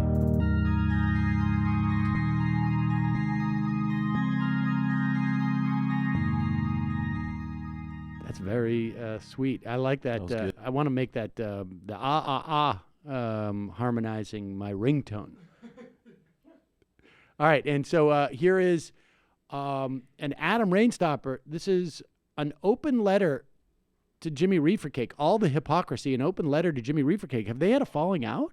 I believe so, Apparently. yeah. I believe Adam Rainstopper's a bit upset with maybe Jimmy's lack of, taking on certain criticisms of, like, Tulsi Gabbard, for instance, and Rainstopper doesn't want to be associated with that, and I personally, I think some of us can understand why. All right, well, let's, this is, is there a 2 minutes. lyric Let's sheet play for a this? minute. Because I cannot understand. All right, any well, let's see lyrics. if we can hear some of it. Running for president. Note to self, Jimmy's gone off the rails. Apologize for my part in this tale. Maybe one day he'll let this ship sail like a dream.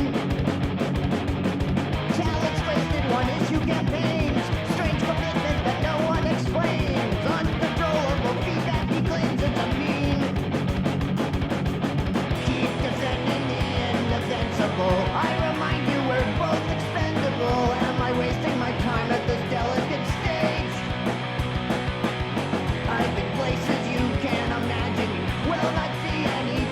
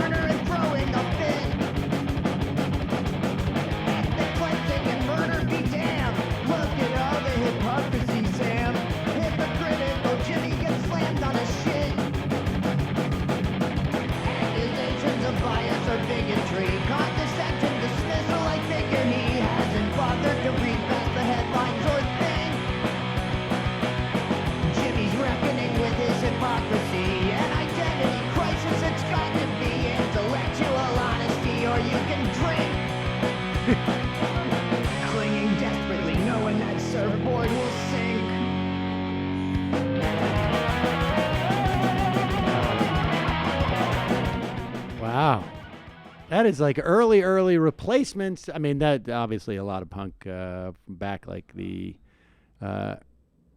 feels like early 80s.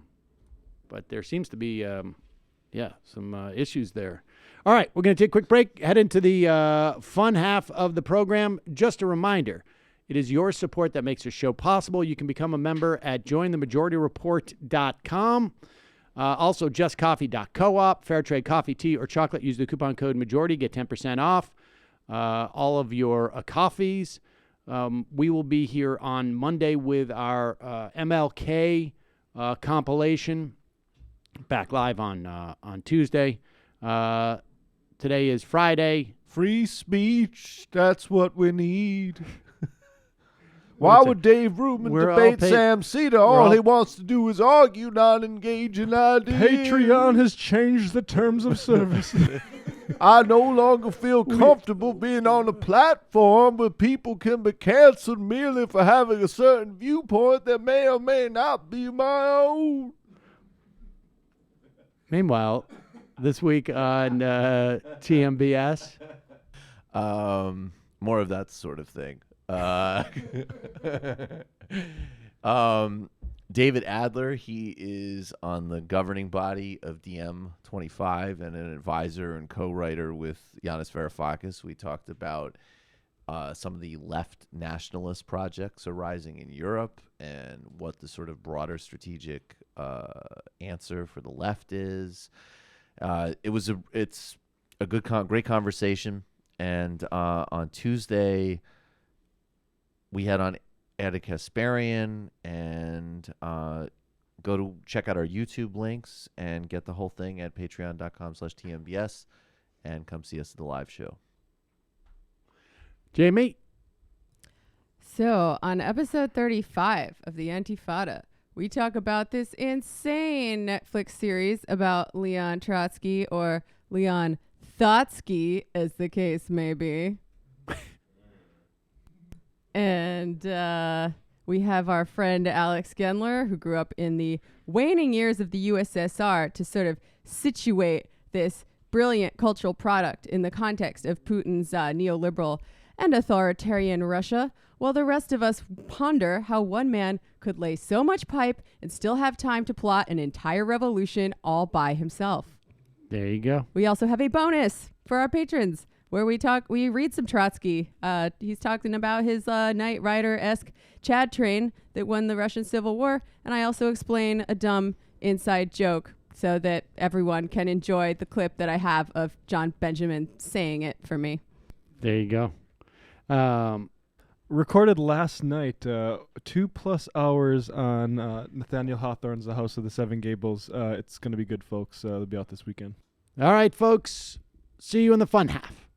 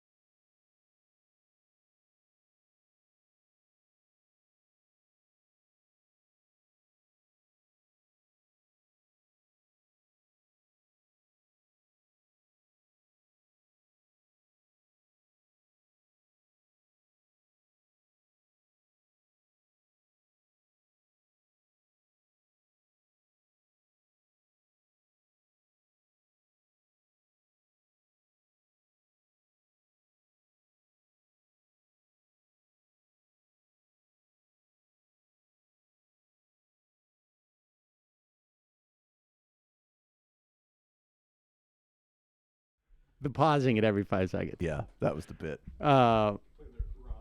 We're still laughing about David Feldman. So good. And the thing is, I don't think he was trying to be funny. Anyways.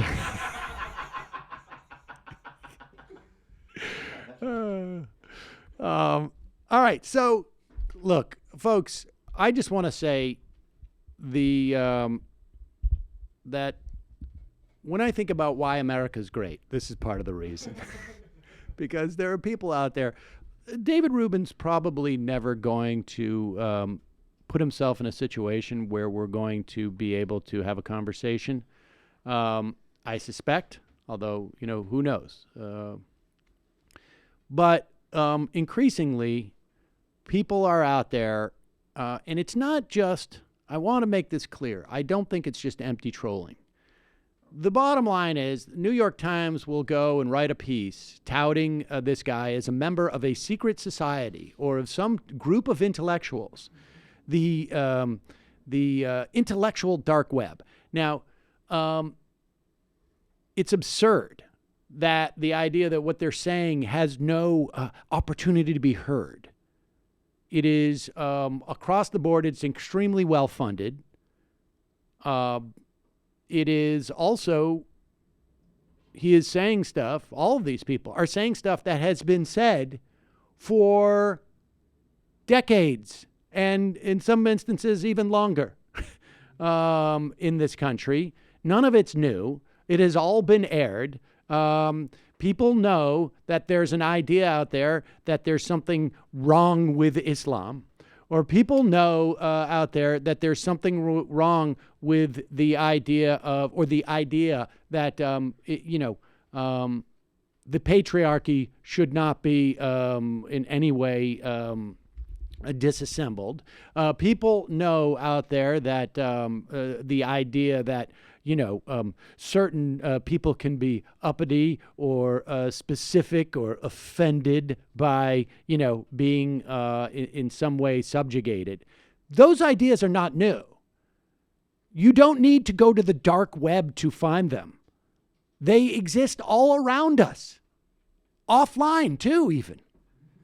And so the beauty of people trolling Dave Rubin in a way that shows that he's completely hypocritical. That for all the talk about all of these new ideas that they want to get out there, they are all incredibly cloistered. For all the stuff that a Steven Crowder does when he goes out and says, change my mind. I'm actually talking to the people. Just so happens I'm cutting it up in such a way that I find the people who are the least informed and, or maybe people who are in college. Have a class to go to. Right. So when people troll these guys, it is funny and it is, but it also, it casts a light on the fact that they're full of crap. So here's Dave Rubin on his much ballyhooed signing off of Patreon. And, he's a martyr for doing this because he's signing off and he actually had to build his own payment system. Man, that's just like what Gandhi did. Right? What a martyr this guy is for the cause. That was the sort of march. Exactly. I'm signing off Patreon and actually just investing in my company with the hundreds of thousands of dollars I probably got from the Koch brothers to develop a payment system that uses a back end that is probably owned by the same people as Patreon or whatever. And I get less of a cut taken out. Wow. But here he is going on his live broadcast, do that with an Ask Me Anything. Now, I want to be clear. You can ask him anything, but he won't necessarily answer anything. Here he is. Hey, Dave, this is a very brave move on your part. Kudos. Have you heard about the SJW nonsense? On the, I don't even care about those guys. It really just honestly doesn't matter. Viva la free speech. Good luck, Dave. Fuck you, Patreon. All right, I'm reading these live. Yeah. Yeah, you are. No, it's interesting. how he's reading him live, so he can't be held responsible for anything that comes out of his mouth. But he just showed us that he has the ability to ignore a question and like read in advance as to what it's saying and not answer it. Why don't you just run to your safe space, Dave? No kidding. The old. Now, but what was he talking about? Somebody said kudos, and have you heard about the SJW at the what? Sounds good so far. Oh yeah, we're gonna find out.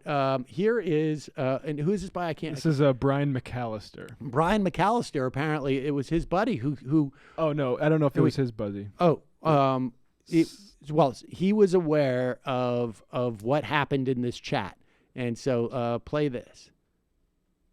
I don't have any lime or salt or anything. We'll figure that out.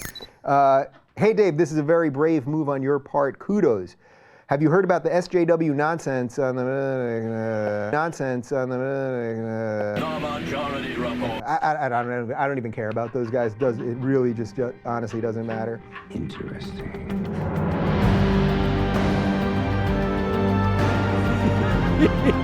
Competition would start kicking in.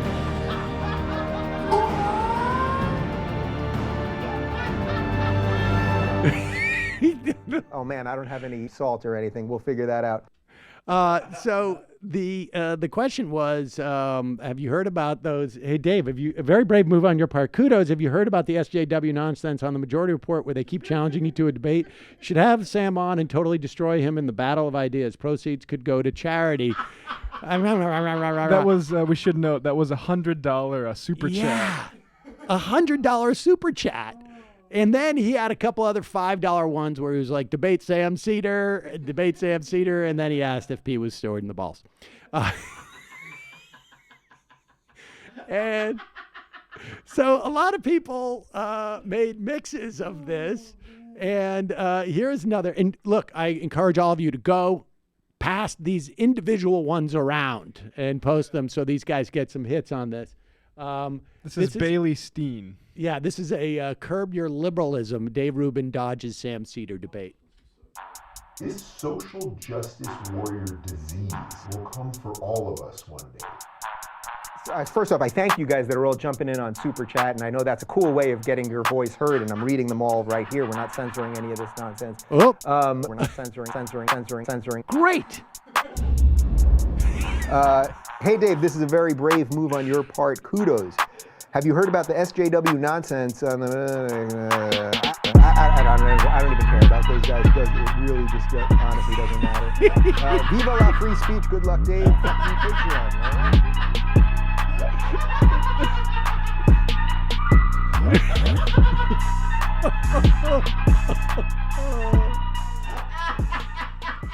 I hadn't seen that one. That was good. Give him the third one. All right, let's do the third one. Let's just do the third one. This is a progressive voice. It doesn't get much. No, that was I mean these are all great, but that one is really a work of art. I watched it like 10 times. Does not get less mature than this, folks. Here is progressive voice. Dave Rubin is scared of Sam Seder. Hey, Dave, this is a very brave move on your part. Kudos. Have you heard about the SJW nonsense on the... I don't even care about those guys. It really just honestly doesn't matter. Viva la free speech. Good luck, Dave. Fuck you, Patreon. All right, I'm reading these live.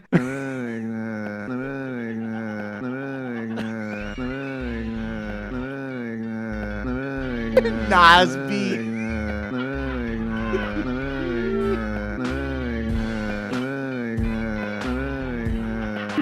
What you people are doing.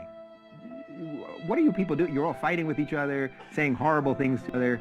Often, the ones that amaze me the most, though, I really mean this, and I just glanced for literally 30 seconds. I didn't watch. And it's like, there's all these people that seemingly don't like me in this comment section. And I don't care if you don't like me. I actually don't. But what I would say to you is, what are you doing with your life? Get off this channel. What are you doing? If you don't like me, go find something to do. Oh, boo-hoo! A sad song for you on the world's smallest violin. It's a lobster. Oh, my God. Consider the lobster man. Oh, my God. Good work, everybody. It's good work. I would really I good would work. send Dave some very, very polite. I always say be polite to people. Don't be, insulting. Absolutely. But be polite, be straight up. But I would ask some very good follow-up questions about this to him on all of his various platforms. The original question set him up so perfectly because, like, say you're brave, taking on these SJW nonsense, and then just go seamlessly right into it. I think even if I was to do something like this, I might even go with like, hey, Dave, I know it's really annoying. But it probably would be great just to debate Sam Seder just to clear this up. I think it will probably take him. Yeah, I think it'll be a little frustrating, but obviously we have total confidence in your ideas and your ability to articulate yourself. I really, I don't know if we have the ability to do this, but maybe we should set up some type of reverse payment system that will subsidize the super chats. A matching contribution. And speaking of which, though, I certainly I don't know how Super Chat works, but Dave, give that guy a refund. Well, that was the one thing that I tweeted out. It appears he got a refund, actually. Oh, he did? Yeah. Okay, from I don't Dave? know if he revoked it or if Dave gave him a refund, but somehow Dave did not get that money. All right. Well, if that's the case, let Dave me just didn't say, fulfill his end of the bargain. Let me just say that if that's the case, I think that shows a lot of integrity, and I promise I will on Twitter make a correction and say that I think it shows a lot of integrity for Dave Rubin to refund that person who asked about debating me when Dave didn't want to talk about it. And I just want to say, Dave, for that I do respect you for that tiny thing. You have my respect. I don't. I have zero respect, but nonetheless, good thing to do. Freedom of speech. I don't have the ability to. And I am still quite sore, frankly, that if we go into the history of these things, that I was literally silent. Well, don't step on the documentary that will probably be made about this. And that was when Sam came in and told me my free speech was being suppressed on behalf of a self-proclaimed free speech warrior. Yeah, disgusting. That's he's like a reverse. SJW. I can't. No, he is like a censor in China. So not only we just played a clip of people responding to Dave Rubin's inability to articulate the words "the Majority Report" and debate Sam Seder on his AMA. I don't know. We're not sure if it's a medical condition that prevents him from saying it or what, because he did announce that he was not going to censor any of the questions. But with that said, it's not just Dave's listeners who are revolting about his inability to answer all questions and to have actually a real debate with non-classical liberals. On TYT, was this last night? Which show was this on? I think this was on the main show last night, and I just can I just say I love Anna Kasparian, our friend's progression from a very sincere. This is a guy I used to work with, and it's so disappointing to see him become this just absolutely immoral shill. To her going to like she said on my show this week. Well, Dave's a simpleton. Right. Here's John Idirola and Anna Kasparian. If you support Bolsonaro and can't pronounce Bolsonaro, don't talk about politics. Okay? I think that's pretty safe. He had no idea how to say the man's name, but supported his fascist agenda for Brazil. Anyway. And if you're interested in talking about ideas or maybe even, I don't know, experimenting or exploring with new ideas, don't be so afraid to debate Sam Seder. Just putting that out there. Yeah, just putting that out there. Maybe spread it to him. Maybe do that. There you go. Our friend, John and Anna. That's so funny. Oh, dummy Now, Dave, folks. Dummy Dave. And I think John would also probably agree that even if you can pronounce Bolsonaro.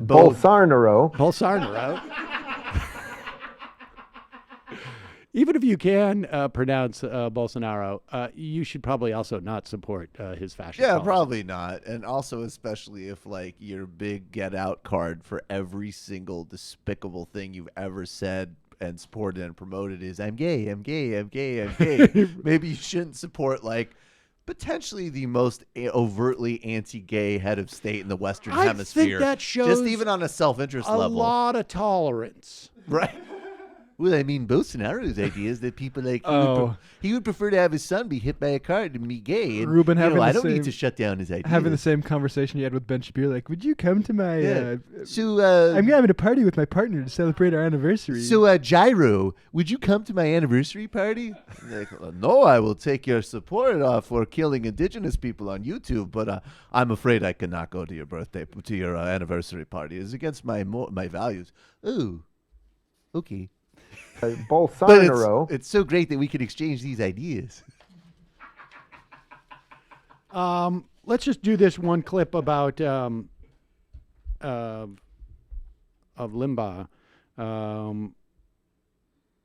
Is this from Fox and Friends or okay. Fox and Friends play Limbaugh. So, what do you do if you're Fox and Friends and you want to make the argument that there is a lot of support for Donald Trump in his shutdown, despite the fact that you're looking at polling that shows that Trump's base is even abandoning him right now? Not totally. There's, we've said for years, there's 35% of the country that will never, ever, that will always support somebody like this. And there was, it's down even significantly among suburban men. He has his approval rating, according to this NPR PBS Marist poll, 39% approve, 53% disapprove. That's a 7% change from December.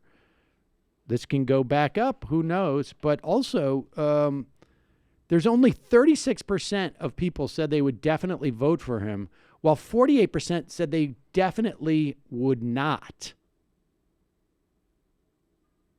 57% said they will definitely, 57% said they would definitely vote against him. Those are bad numbers. Now, it's quite possible somehow Trump brings out even more people than last time, but 57% of people saying they're definitely going to vote against you. Doesn't matter who the candidate is. He could win. There could be three major candidates in this election. I mean, that's conceivable, right? I mean, so it's not like, but in terms of any conversation about, who the Democratic Party should nominate, the idea that there are people, I'm sure there are some people who cannot win in any situation. I like the joke that Martin O'Malley would have won in 2016. I don't know if specifically Martin O'Malley would have won. It's just my way of saying most Democrats would not have had the same liabilities, would have matched up better with Trump in particular.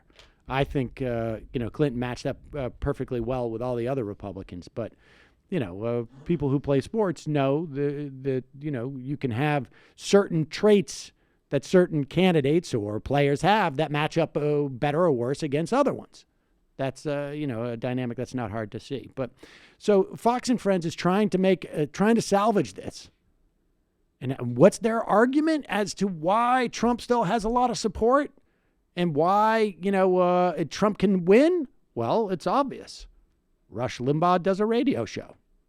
See, they all want the president to continue doing this. Even the people that are furloughed said, please, President, press on. Rush Limbaugh had this to say. Pause it. Yeah, we should just say.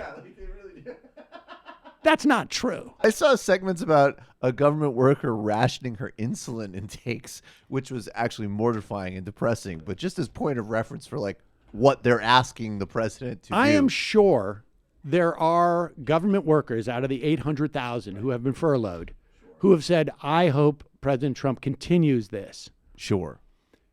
I would say, with more assuredness, the vast, overwhelming majority of federal workers do not want this to continue. Rush Limbaugh had this to say. I'm just going to tell you, folks, if President Trump can hang in there, if he can hang in there and not go wobbly, he can win this. It's going to be a few more weeks. There can be a lot of risks. There can be a lot of temptations to drop the ball and cave. I don't mean cave. There's going to be a lot of temptation to make a deal. But he can win this if he just hangs in there. And he went to a commercial. Right. Yeah, and he did, obviously. Wait, what? That's why I pulled that clip. Then he went to a commercial. What? Can we get a Photoshop of Trump on that cat poster? Like, hang in there, baby. Yeah, no kidding. But what, Ducey was drunk? What was going on there? And then he went to a commercial. Yeah. Hangs in there. And he went to a commercial. Right. Yeah, and he did, obviously. But I would say this, the president can win by still compromising. He's not going to get everything he wants. It's impossible for every president to get everything he wants. But yeah, but he's got to get, he wants between, obviously over the 1.3, up to 5.8, maybe give up some DACA, pathway to citizenship. There's something else they could do there, but I think doing a deal also shows great leadership, because right now, the polls show he is getting most of the blame. 49% blame him, 33% blame the Democrats. That's the general population. Right, but going in, he said, I'm going to own it. And so the American public reflects that. All right, meanwhile, now, they're so confused about this. First of all, they play a Limbaugh clip. Now, Kilmeade has a show on radio, and I would imagine he needs to be in Limbaugh's good graces to be on to get more affiliates. But it's odd that he's completely undercutting Limbaugh's point in many respects. The deal that he was talking about was on the table last year. The DACA stuff, the Democrats, I think, would make that deal. Trump will not make that deal. Maybe at one point he will, but that's a deal that was on the table that the Democrats thought they had, that they had agreed on. And then Stephen Miller, somebody stepped in and said, no. And then you've got Ducey seems to be drunk and mad at Kilmeade, like, oh, I'm going to contradict everything you're saying. Then he went to commercial. Yeah, Mr. Book Author, Mr. Guy who writes his own books. Fuck you, Brian. Yeah. But he said he owned it. That's why the public's responding that way. And you can see Kilmeade just going like, I'm ruining it. I love it. You're ruining it for me. I hope there's that real tension there. That would be great. Yeah, I would love to hear the tell-all book about that. That would be... Here is Kilmeade while we're on it. And then here is Kilmeade with Mark Levin. Is this Mark Levin? No. Who is this? No, it's like some small business owner. Oh, a small business owner, of course. Let's bring a random small business owner. He is the owner of Heartland Brewery. John Bluestein. This is going to be disgusting what Democrats are proposing. I worked in restaurants my entire life. My family-owned bars go back forever. Good. So here's the thing. The entry-level wage is not supposed to be a way you earn a living. It's supposed to be entry level. You get another job, you move to a better job. That's the way it is. Pause it. Wait a second. I just want to I think we should just focus on two things he just said. One, my parents owned a bunch of bars. So when he went for the entry level position, it was a guaranteed way for him to move up if he wanted to. He says an entry level position is not supposed to be to make a living. What are you supposed to be doing with that entry level position? Is it an internship? Yes, they want to internize the economy.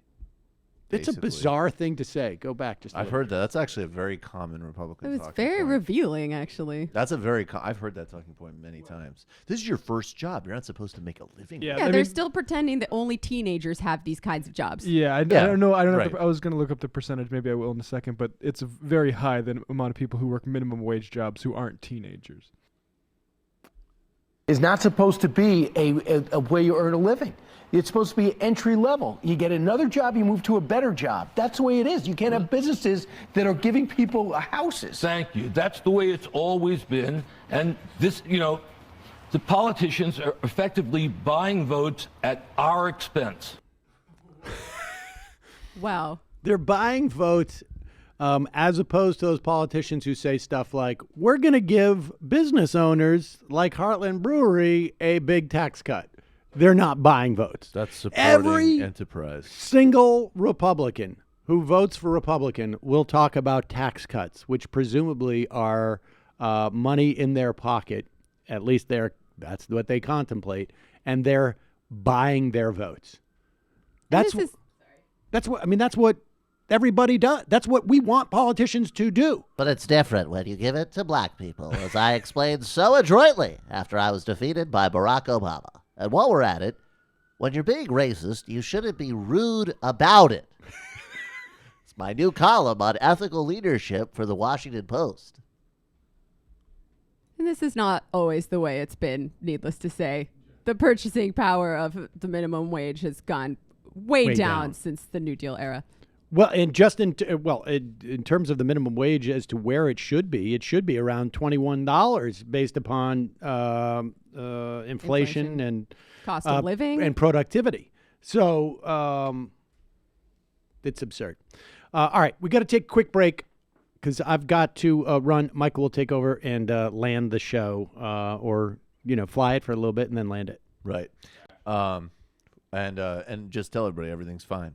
Oh, everything's fine. I've just I'm taking a trip and I got to go to the airport. All right, well, quick break. I'm a music free break. man now. No, that's All right, not. folks, 646-257-3920. See you in the fun. Are you ready?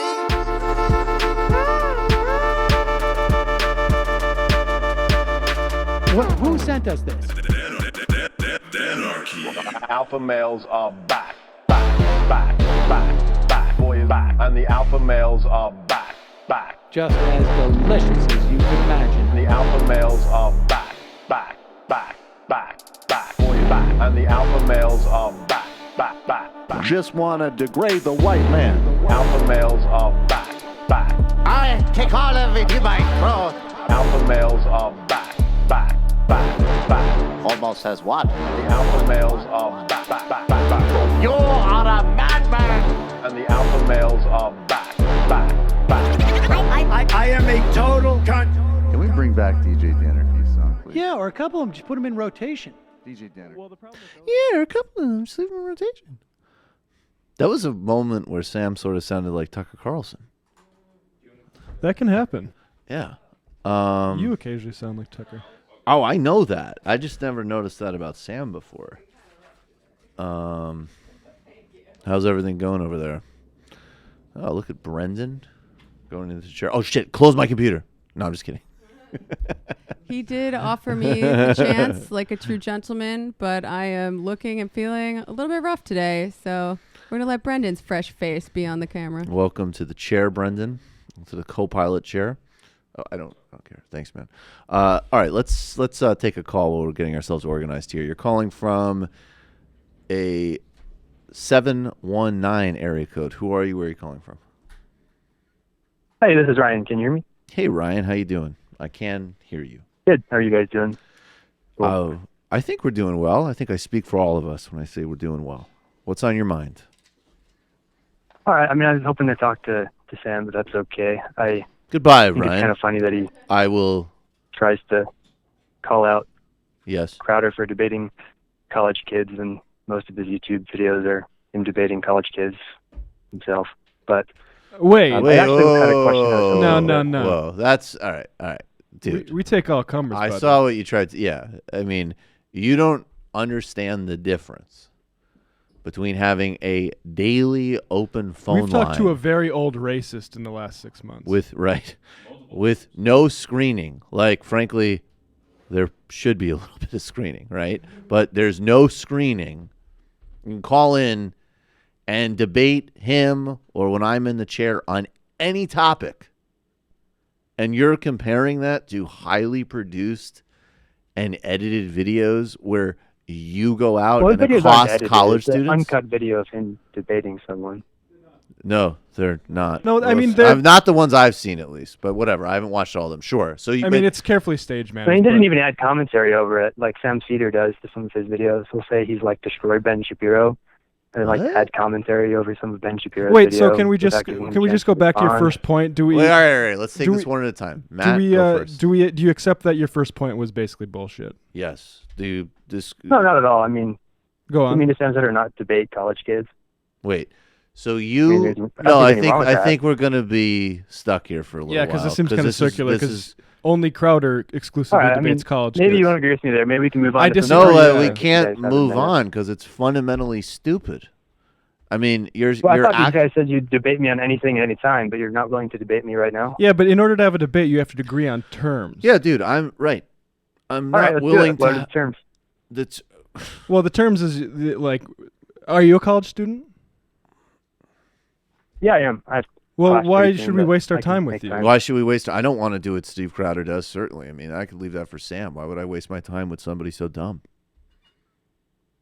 Oh, that's not very nice. They're just going to ad hominem attacks. Yes. Yeah. Ad hominems are good. Ad hominems are good. They're good. Okay, so you failed Well, on your I think- first point. Hold. All right. Shh.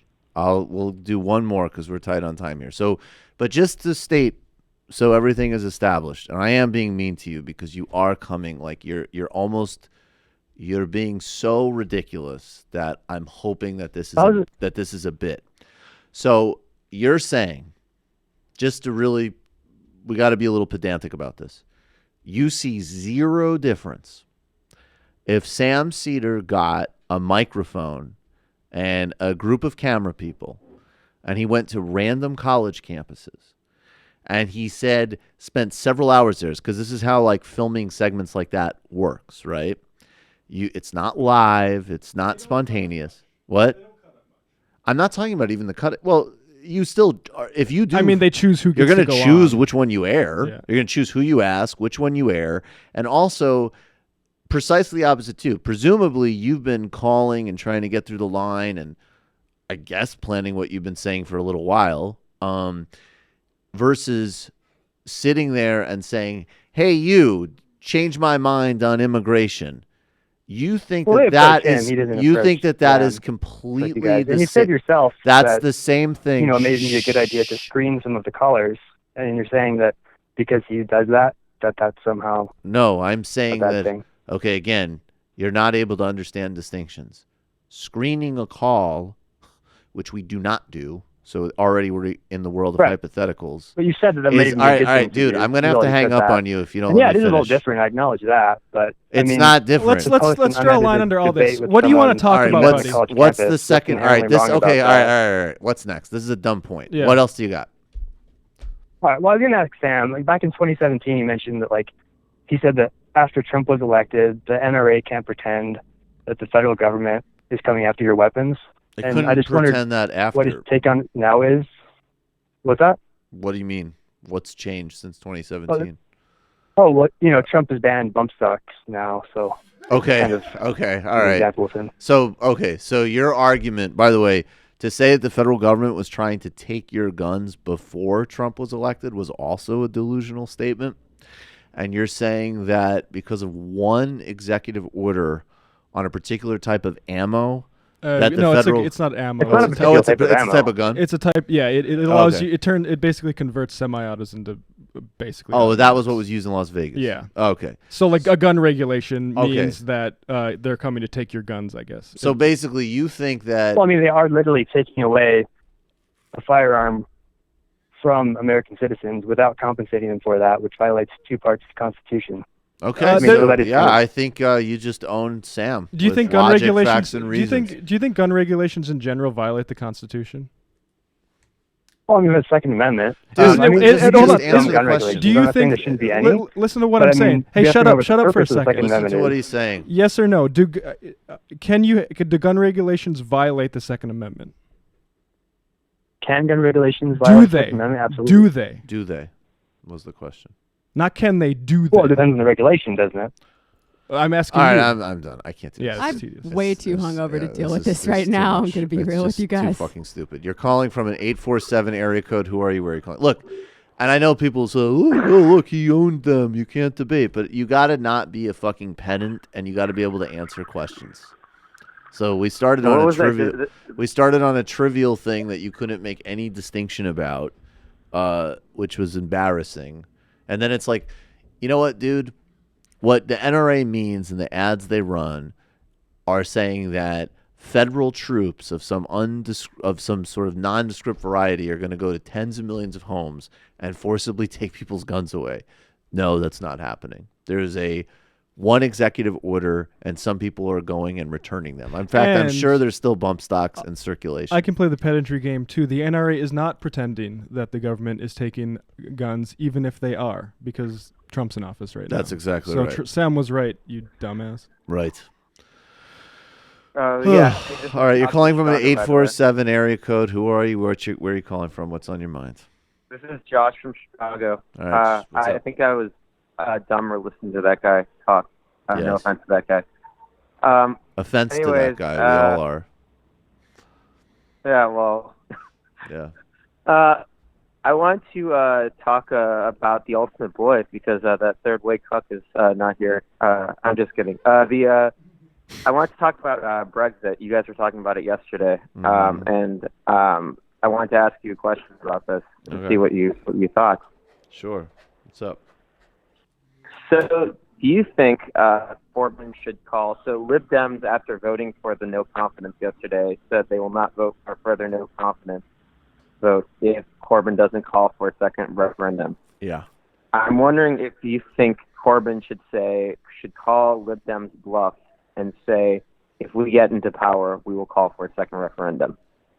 I don't know the answer to that, to be honest. I'm not sure about that. I think, though, that, and I'm part of the reason that I'm not a big into criticizing Corbyn is because he's like, there's just this like relentless onslaught against him, and also Brexit isn't the only issue, and he's 100% right about all of the most of the major issues facing the UK, and is obviously a very important leader. But I think that whatever it's going to, and I actually thought his initial plan that he put out a year ago with the customs union was pretty good. But he needs to have some type of 2-sentence summary of his Brexit position. But I'm pretty skeptical of a second referendum, because to me, there's no real proof that the thing will get reversed. It would be a true nightmare scenario if it actually went through again. And then basically, what do you do? Like, you're basically saying, like, okay, the UK is collapsing to some degree because of Brexit. Brexit was profoundly stupid, okay? I understand there's left-wing critiques of the European Union. They're correct. We talked about them yesterday, but they had nothing to do with it because that wasn't the power configuration. So the way this is playing out is really bad. But you have illegitimate Tory government. You have Brexit. Then you're going to have an election where, say, Corbyn, best case scenario, Corbyn comes to power. He might need a coalition, though. It's very divided. Hopefully he wins in a clean sweep, but that might not happen. Then you're going to say in a matter of another couple of months, we're going to have another Brexit referendum. Like, at a certain point, you've also got to figure out how to, like, put the pieces of governing the country back together. And so that's my wariness. And I also know that right now, the forces that are calling for a second Brexit, just on a strategic level, are aligned against Corbyn. I think at some point, to be honest, like, I don't know. I mean, it's insane that the UK is leaving the European Union. Like, they had the best arrangement imaginable. They weren't on the currency, which actually creates real problems. And they had the best of both worlds, and, just catastrophically stupid thing to do. But the main issue for the UK right now is getting a different government in power that will stop austerity and try to actually do some democratic accountability. Thanks for the call, man. We'll keep going, but there's too much ambient. I don't know. You always are on the move. Thanks, man. We don't want a situation where Labour has to own the Brexit vote either, right? Well, everybody owns Brexit, right? Like, it's such a catastrophe, and it's so, like, I hear what you're saying, but I feel like it's a big enough thing that I wouldn't let like a consideration like that block that if it was the right thing to do, because it has such massive implications. But I'm just not convinced that you would go from like all of this instability and catastrophe, and then you have a government in place which is going to be under siege from day one because it represents some type of threat to the established order, and then you immediately have another referendum. Like, that's just, it starts to become crazy just in terms of the pileup of not actually, doing what needs to be done. But I mean, I don't know, man. They really, Brexit, I mean, we can go obviously into the deeper conditions of what brought Trump and what brought Brexit. And a lot of those things obviously are things just like xenophobia and racism and stupidity, but also legitimate anger at the elites. But, unfortunately, the first two iterations of that uprising were massive own goals. Like, Brexit and Trump are bad. That's reality. Now, you're not going to go back. I mean, Britain really lays it out. You have like Tony Blair as like the unofficial lead Remain campaigner. Then you have Jeremy Corbyn as an actual option to get us out of our actual predicament, more broadly speaking. And then you have just like Brexit Tories and all of these, far right cretins actually running the country into the ground, like across the board. Yeah, it scares me that so much of the opposition to this sort of neoliberal global capitalism has been from the right and not the left. Well, let's speaking of which, do we have this Biden thing? I want to play it. It's on the list. It's number 4 on the list. Or is that? That's old. Oh, okay. I guess that's an old sound sheet. All right. That's fine. Get to it some other time. This is another important question and answer that took place from the Barr hearings with Amy Klobuchar. It's actually, it is useful to note before we do segments like this. Of course, the Obama administration had a very bad record on journalists and prosecuting leakers. And as with so many things, there's the space that those profoundly wrong policy, the damage they cause, and then the space they open for the next escalation, which would, of course, be even worse. This is Amy Klobuchar asking William Barr about the possibility of imprisoning journalists. Now, it's really important, and it's also important to remember in this preamble, the Obama administration, in fact, opted at the end of the day to not indict Julian Assange for journalistic work. They actually did not cross that path. And they were horrible on whistleblower and transparency stuff, no question. So take this for a spin.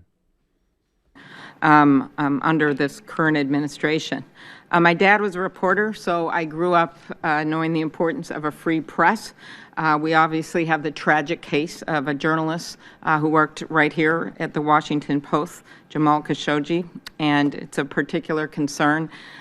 So I want to ask you something I asked Attorney General Sessions. If you're confirmed, will the Justice Department jail reporters for doing their jobs?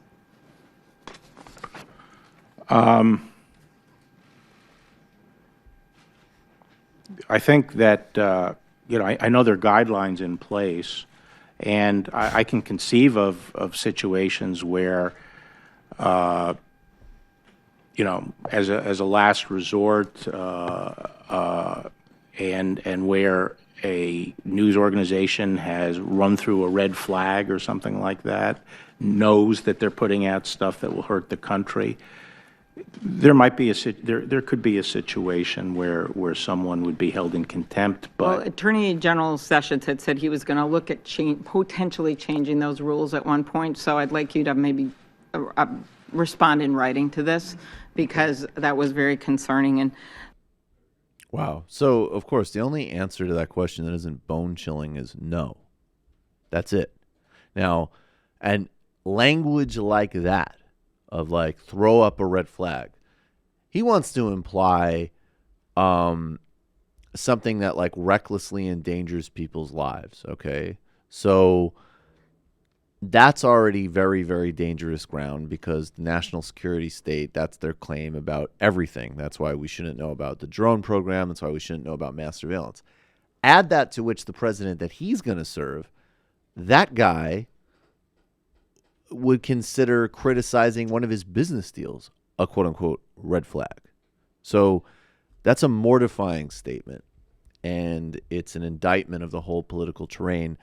And really, that's, if you go into the 90s and you look at some of the legislation that the Republican Congress passed and Clinton signed on like Effectiveness and Death Penalty Act as an example, horrifying legislation, which basically sped up the death penalty and reduced appeals. But this infrastructure of surveillance and opposition to journalists is definitely flows from the war on terror. Like, we are still in pure war on terror.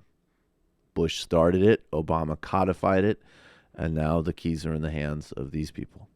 What is this? 401 number. Oh, okay. Let me get to that. I apologize. This will probably be the last call we take today because we got to leave in a few minutes. We're already at almost 2.5 hours. You're calling from a 401 area code. Who are you? Where are you calling from? Hey, this is Connor from Rhode Island. Connor, what's going on? Hey, so I'm a big fan, especially of like the Dave Rubin and Jordan Peterson segments. And I have to be honest, I'm kind of disappointed at the lack of coverage of Owen Benjamin. I don't know if you remember him. Yeah, Owen Benjamin did a funny video. I played it on TMBS about Sam Harris. Dude, you can do your update on what Owen Benjamin's been up to, but there is some degree of us, like I think we said this yesterday with Gorka, like it isn't just finding random personalities to make fun of. It also has to do with some degree of relevancy. I don't think, like, Owen Benjamin's not an... Owen Benjamin wasn't on my radar to begin with. It just happened to be that... What? Okay. No, I understand. I figured. All right. But anyways, real quick, you want to tell us what's going on with Owen Benjamin? Yeah, well, he actually has a pretty sizable following on YouTube. Like, I think 250,000 subscribers now. And, I kind of stopped paying attention to him after the whole assault in Mohegan Sun thing. Okay. But it got me thinking, like, once you dip your feet into this sort of, I guess, intellectual dark web stuff with Jordan Peterson, you kind of just go overboard. And right. He's like uploading moon landing conspiracies and like this race realism stuff, the right. IQ. Right, I bet. Bullshit. I bet. So, all right, man. I'll see if he comes across the radar. But there's other people who have even more YouTube people in that we don't spend as much. Like you can't track all of the garbage. Part of it is also like people that we see potentially having overlap with or whatever. Anyways, but I'll look into it, man. I appreciate the call. Thanks so much. All right, the final call of the day goes to a 401 area code. Who are you? Where are you calling from? Hey, this is Logic Guy. I'm calling from Boston. Logic Guy. That's an ominous sounding name, but what's on your mind? Yeah, I want to talk about Brexit. No, I'm just kidding. I don't want to talk about Brexit. I'm the guy who sent Dave Rubin the $100. Here we go. Well, you, sir, deserve a... What's that? I guess you couldn't hear it. I gave you a fanfare. But first of all, the most important question, did you get a refund? And the second follow-up most important question, I've heard a debate on this. First of all, did you get a refund? Yes or no? Yes, I did get a refund. Okay, so my follow-up question was it from Dave Rubin or YouTube as a platform? Who gave you the refund? Yeah, YouTube gave me the refund, not Dave Rubin. It didn't come from Dave Rubin. They gave it to me. Okay, sorry. No, go ahead. Hello? Yeah. So it came from YouTube, not Dave Rubin. They gave me the refund because he did not read my comment. That's correct. He started to and then cut off, and that's not $100 super chat. You don't pay $100 to get 1/3 of your question read. Fucking A. Major loss in the battle of ideas. It was huge loss in the battle of ideas. Huge loss in the battle of ideas. Any follow-up thoughts about this? I'm assuming have you also been blocked by Dave on Twitter? Oh, I've been blocked by Dave Rubin for ages now. I did once get the chance to troll him IRL. I went to a real-life Dave Rubin event at UMass Amherst last year. It was like April. It was the night before he had that run-in at New Hampshire, the University of New Hampshire. Right. And so I got a chance to ask him a question IRL. And people at that event were asking him about Sam Seder. So Dave Rubin's audience wants to know. They want the skinny on Sam Seder. Right. Well, I just think, and I would say this too. I think we all do. I think that there should be a real move. I think, as I said earlier, I would approach Sam. I think the reason you nailed it so well was you immediately played to, his silly usual shtick, and I think that there should be a lot of like, hey, I know it'll be really frustrating because he's an SJW, blah, blah, blah. But, like, I think if you just, debate Sam and show your ideas are better, it will be good, for everybody. And just politely and, with constant regularity, remind Dave Rubin on a daily basis that, he's ducking Sam. Also, maybe 1 out of 10, you could also be like, wow. Fascism in Brazil, huh? Okay. Yeah. But Boulder Sorrow, man. When are you gonna have Boulder Sorrow on podcast? There it is. That it is. Dave, huge fan from Brazil here. We're reversing the tide of SJWs. Any chance you can get Bolsonaro on to talk about transgender people in the Brazilian public schools? Yeah. Yeah. I just want to add. I think it's important to say that it's really not a good idea to be sending super chats to reactionaries and dipshits. I don't know if I can swear. Sorry. Dave Rubin. You can, yes. I was pretty sure that however I did it, I was going to be able to get my money back. And I do want to say that I donated the $100 refund to charity. I donated it to a charity called Give Directly that was came recommended. And I just wanted to show that I don't do this frivolously. I'm not just throwing money at fascists as a joke. Right. No, that was perfect. I was concerned. I thought it was great when I first saw it. I was definitely worried. I was like, oh man, I don't want people wasting money like that, and obviously I don't want any money going to him. But that was beautiful. It was great, and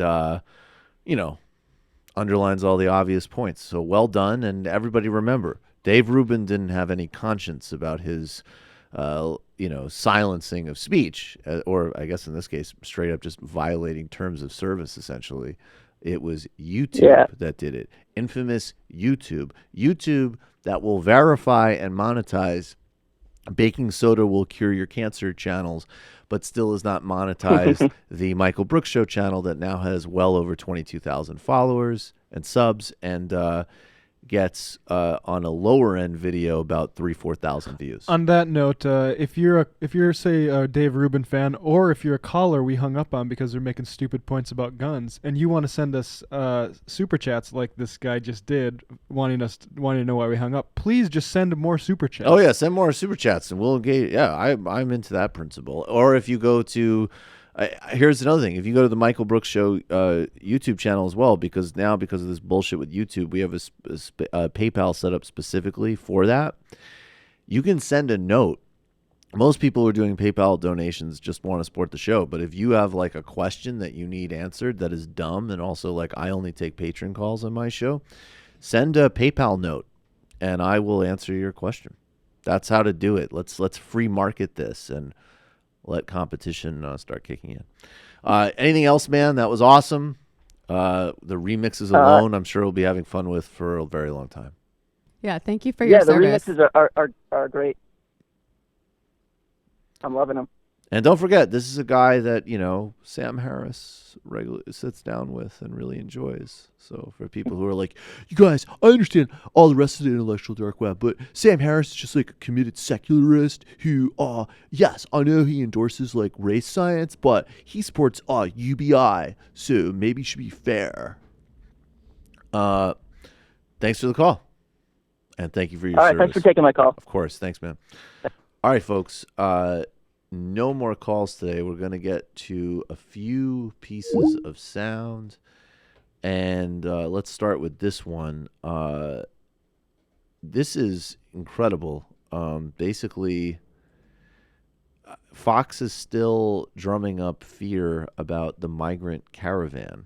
No doubt it served its purposes for stoking up the fantasies and the racism of the base during the midterms. Still got them crushed, though. Yeah, still got them. Exactly. They still lost the House by historic margins, and the races they won were ones that they should have won. And if they lost, it would be even more catastrophic. So 2018 was a total disaster for the Republican Party.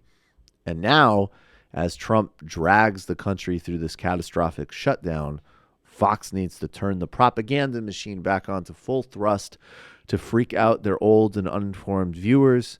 And so what do? Well, they get Brian Kilmeade in studio, and then they send some asshole in Guatemala to harass people, or some asshole to Guatemala to harass people on the street. Let's check it out. What is Mexico going to do different this time, Steve? You really, as we can see, some more, it looks like very young men here. ¿Cuántos años usted? He looks to be about 16 or 17, most of them carrying just one sack. And strangely enough, a lot of the young men that I've talked to had absolutely no money in their pockets for what could be a month-long trip. One man told me today, I'll rely on people on the road to feed me. We haven't seen any handouts. We haven't seen any financing. We have seen some like church soup kitchen lunches, people providing for the migrants, but largely they've really been on their own. It's mainly... Right. So basically, the appropriate reading of this, both ethically and analytically, is so people are leaving situations that are so desperate that they're willing to walk miles and miles and miles and miles and miles and miles and miles without money, without food, without any basic necessities guaranteed, in an attempt to get refuge in a country that everybody knows is run by an incompetent racist sociopath who's caging children, where 2 children have died, and yet you're still trying to make this escape. So the natural question for anybody that wasn't totally stupid, totally evil, would be, what the hell is going on in a place like Guatemala that people would want to go there? And then that person would go, what kind of trade agreements like CAFTA has the United States imposed on poor countries in Central America? What kind of governments from the 80s to today that are oligarchic governments, I'll use that word like Feldman, that are in bed with U.S. corporations and violent narco traffickers that we support with aid and military assistance? Or even on the flip side, in a place like Guatemala, where the United States is both aggressively interfering with and trying to destabilize the government, and at times, certainly that government is having a repressive response. What are all the things happening there that we are a part of through our policies that lead to that? And even incidentally, if we want, because frankly, look, I think everybody should be able to go and spend time wherever the hell they want, obviously. But I do think most people, it's a truism, most people would like very much if where they grew up and were born was a nice place that they could stay in. That is most human beings' desires. Even inside the United States. Talk to people, it's like, oh man, I didn't want to leave where I grew up, but there was no opportunity there. So they had to move to some city or somewhere else. So the obvious answer for everybody, even if you have some concern about this migration, which I have zero concern with, is what are the conditions behind it? And what do you think? Like these kids that you're harassing are just doing this for fun? Or also, like, what can I do to help? Like when I see someone who's in that much trouble, like the human and humane reaction is to say, wow, is there anything we can fucking do? No doubt. No doubt. Anand Giardardis, that was all right. What is it? Is doing great work. Sometimes you get these people who, through a combination of their own like social capital and background, they basically like they get platforms and they get deployed in spaces, but they're really like a skunk at the garden party in the best sense of the word, which is that he's an Aspen Institute, in the best sense of the term. He's an Aspen Institute fellow. Here he is on Bloomberg. And if you follow his Twitter feed, like this is not, sort of warmed over corporate social responsibility talk. This is not like, hey, occasionally I'll make a provocative statement, but basically I'm just a Democrat. This is a guy who has something of an actual critique of capitalism and the financialization of American society. And he's doing a great job on these platforms. I played a couple of weeks ago him at some ideas festival in Chicago and saying like, hey, I do notice that one of the sponsors on stage here is still sponsoring the Saudi investment event with MBS that everybody's all freaked out about because of Khashoggi. And of course, I'm sure he would add Yemen, the other, the extraordinary crime. So here he is on Bloomberg, and he explains how every age of inequality has its own bullshit storyline that justifies that inequality. This is absolutely true and a great place to say that truth. Balance is to a beneficial outcome for all. I think it ends when people stop believing the BS of every age. Every age of savage, unequal distribution has its own BS. If you watch Downton Abbey, there was a set of beliefs that held the upstairs, downstairs world of feudal England together. Everybody sort of believed the story. The story of our time is that the people who have monopolized progress, who have stolen the future from the public in Britain, in the US, and elsewhere, are the change agents. Mark Zuckerberg, who's one of the great monopolists of our time and compromised American democracy, is changing the world. The financial industry, which caused the financial crisis, rebrands itself through CSR and little programs to empower some people here, empower some people there, instead of actually ever being brought to justice. Amazon, well, are you advocating monopoly. an anarchy, or are you advocating some form of I'm advocating Marxist the restoration of democracy in this country and the United States and elsewhere, where you actually have public policy and leaders who reflect the aspirations of regular people. But Anand, there's one actually number that I can't reconcile, which is life expectancy worldwide has increased to 71.5 years. Now it's different if you're a man or a woman, but aren't we having collectively a better life, an easier life? The world is not really a world. There's a lot of variety in what's gone on. You're right at the aggregate number. The aggregate number is largely because of what's happened in India and China over the last 30, 40 years, each of which has their own very particular story of the really crappy policies they had before, which they got rid of in the last 30, 40 years, getting past their experiments and having some mix of capitalism, but also a lot of government action in both of those countries over the last few decades. My focus is many of the advanced countries of the West, which have left most of their people feeling, and often it's actually true, that the world is rigged against them, that there's no correlation between the efforts they make, the things they study, and their ability to live a good life on the other side. I know this is a business channel. I'm not a business channel guy, but I will say, even for the people watching this as hold investors. on, you're not a business channel guy? No, he with is. a coat like that? Right, exactly. Is he, is it true? Is it a belief that they can't, or are there actually barriers? Yes. It is absolutely true. What is the core belief of the United States, where I come from? Social mobility, the American dream. You will end up where you end up because of what you do in your life. Do you know that belief is least true in the United States among the rich countries? The thing that Americans most think is true about them is actually least true about them. So this is absolutely right, and I love it, because that stat about these, first of all, I love that. There is no world. There's no economy. There's no national security. These big block terms that sound so important and so official and seem to explain so much, mean nothing unless you disaggregate and break them into their particulars. Then you can reconstitute them into some sort of whole. But as a generic aggregate, they don't teach you anything. And he's absolutely right about China and India. China and India basically got out of their own ways in some super basic ways. And China in particular, which is the real sort of powerful growth center there. And I am no defender of the People's Republic of China policy-wise, but they have aggressively defended and nurtured state industries and did in no way followed any type of classic World Bank IMF formula that we forced on far more vulnerable countries in Africa and Latin America. And that leads us to the second part of the clip, where Anand calls Davos, which is about to happen, what it is, which is a family reunion of world ruiners. Watch this part. Your messages to the elites at Davos, who frankly many agree with you and would like to see a calmness or a leveling of some of these excesses. What's your counsel to the elite of Davos? Time is running out for them to get on the right side of history.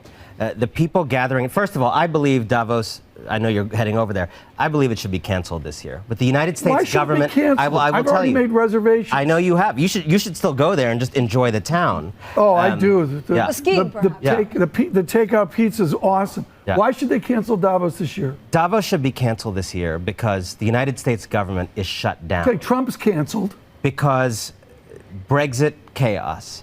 Because of what's been happening in France with Gilets jaunes. Is that all the more reason to have it so that elites can argue? It's all the more reason to have something different that is the anti-Davos, which is actually representatives of people around the world, people actually from communities, not the plutocratic elite that has seceded from communities. Let me just say this. But Davos is also emerging market economies going there to try and attract foreign direct investments. Sure. Right? So it's also countries trying to actually showcase to investors the reforms they're doing. Money. So it's not only about the elites, it's also about attracting capital. Davos which is a every family country reunion. I'm needs. sorry, but Davos is a family reunion of the people who broke the world. Take this. Okay, the world we live in that you cover has worked for a narrow slice of people, as your dad warned you to expect. Right. And the people, that didn't just happen.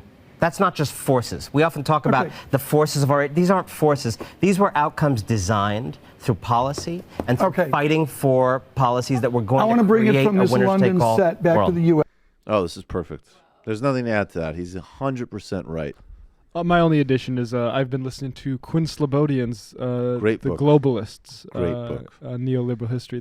There's so many amazing books that have come out about these topics in the last decade. It's pretty insane. Well, I listened to a great interview on Doug Henwood's Behind the News last night, and the name of the guy escapes me, but he's an expert on neoliberalism, and he talked about something that I hadn't fully thought about, which is that neoliberalism isn't just about getting out of the way of the market, but it's about acknowledging that for this kind of market capitalism to continue, there needs to be a lot of government intervention actually. That's in Quinn order Slobodian's. to It was probably prop Quinn up Slobodian. the market. Yeah. It was probably him because that's his. That's it's a history of how what is called in sort of propaganda discourse, deregulation, opening markets is a specific type, a mechanism of a specific type of very controlling global governance that allows those rules to be written that favor corporations and the wealthy.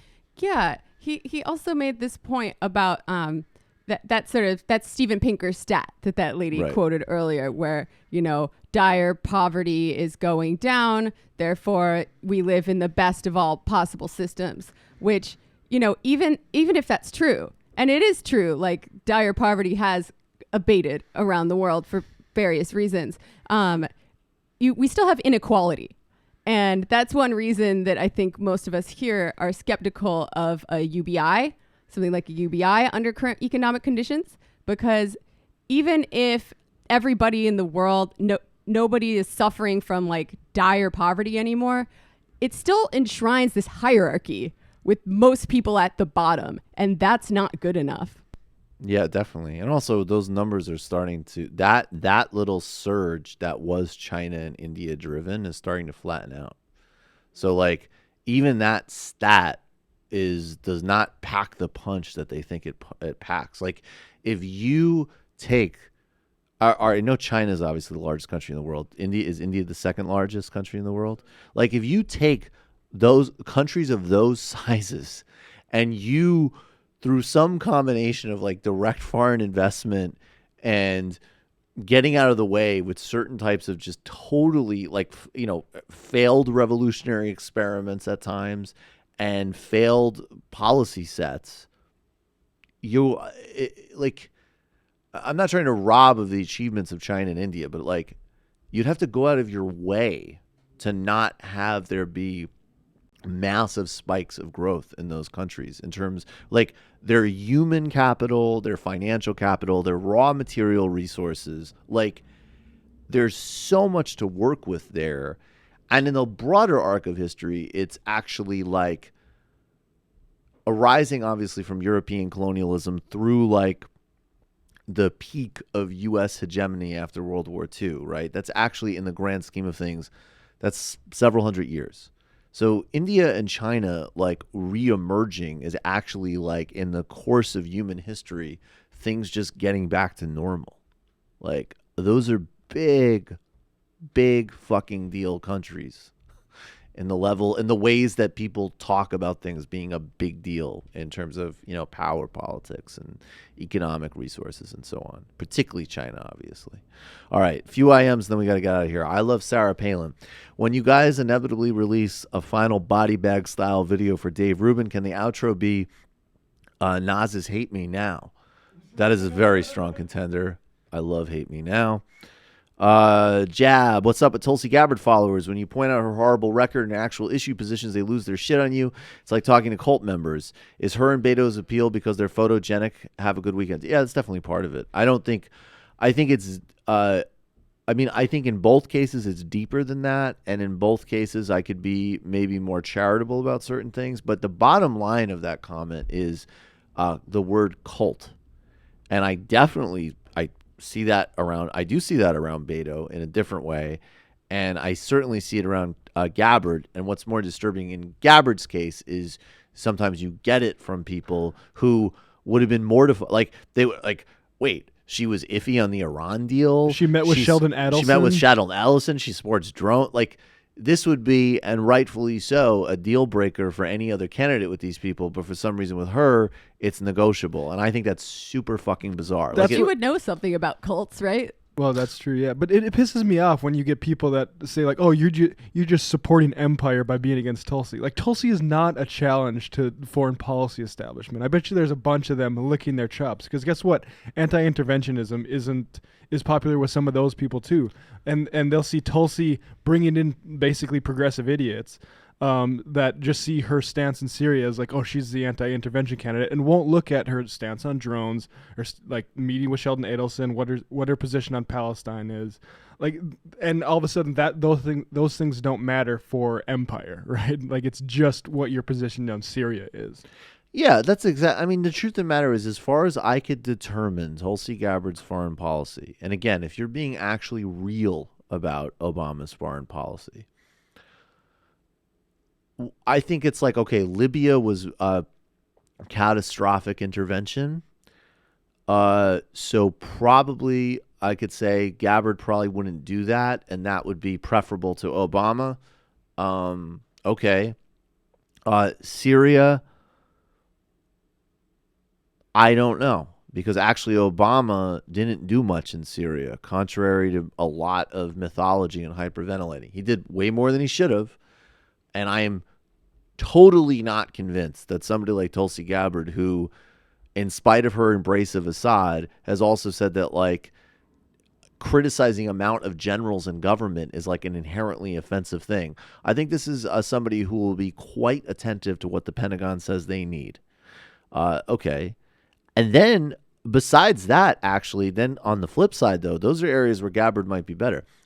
She would be way worse on the Iran deal. She was critiquing Obama in the beginning on that strongly, and even spreading some conspiratorial language about Iran. She went to Netanyahu's joint address, which Democrats boycotted, including Tim Kaine, for Christ's sake. She went there.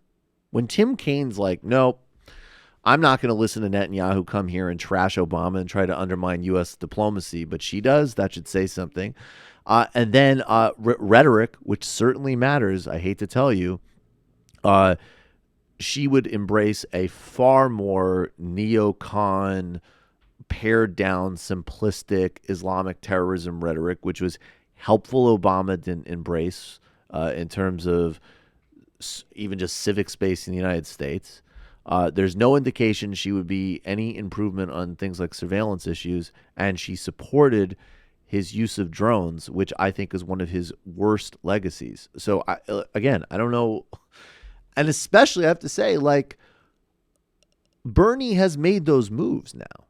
Okay? Like, you could rightly criticize Bernie in 2016 on foreign policy, right? But and you still can, of course, but by this point, we've got a very likely potential candidate who's been much more forthright on the Israeli occupation, who has called for a global progressive coalition to defeat fascism, is building democratic relationships with people like Yanis Varoufakis and Fernando Haddad and all these different formations. So I don't get it.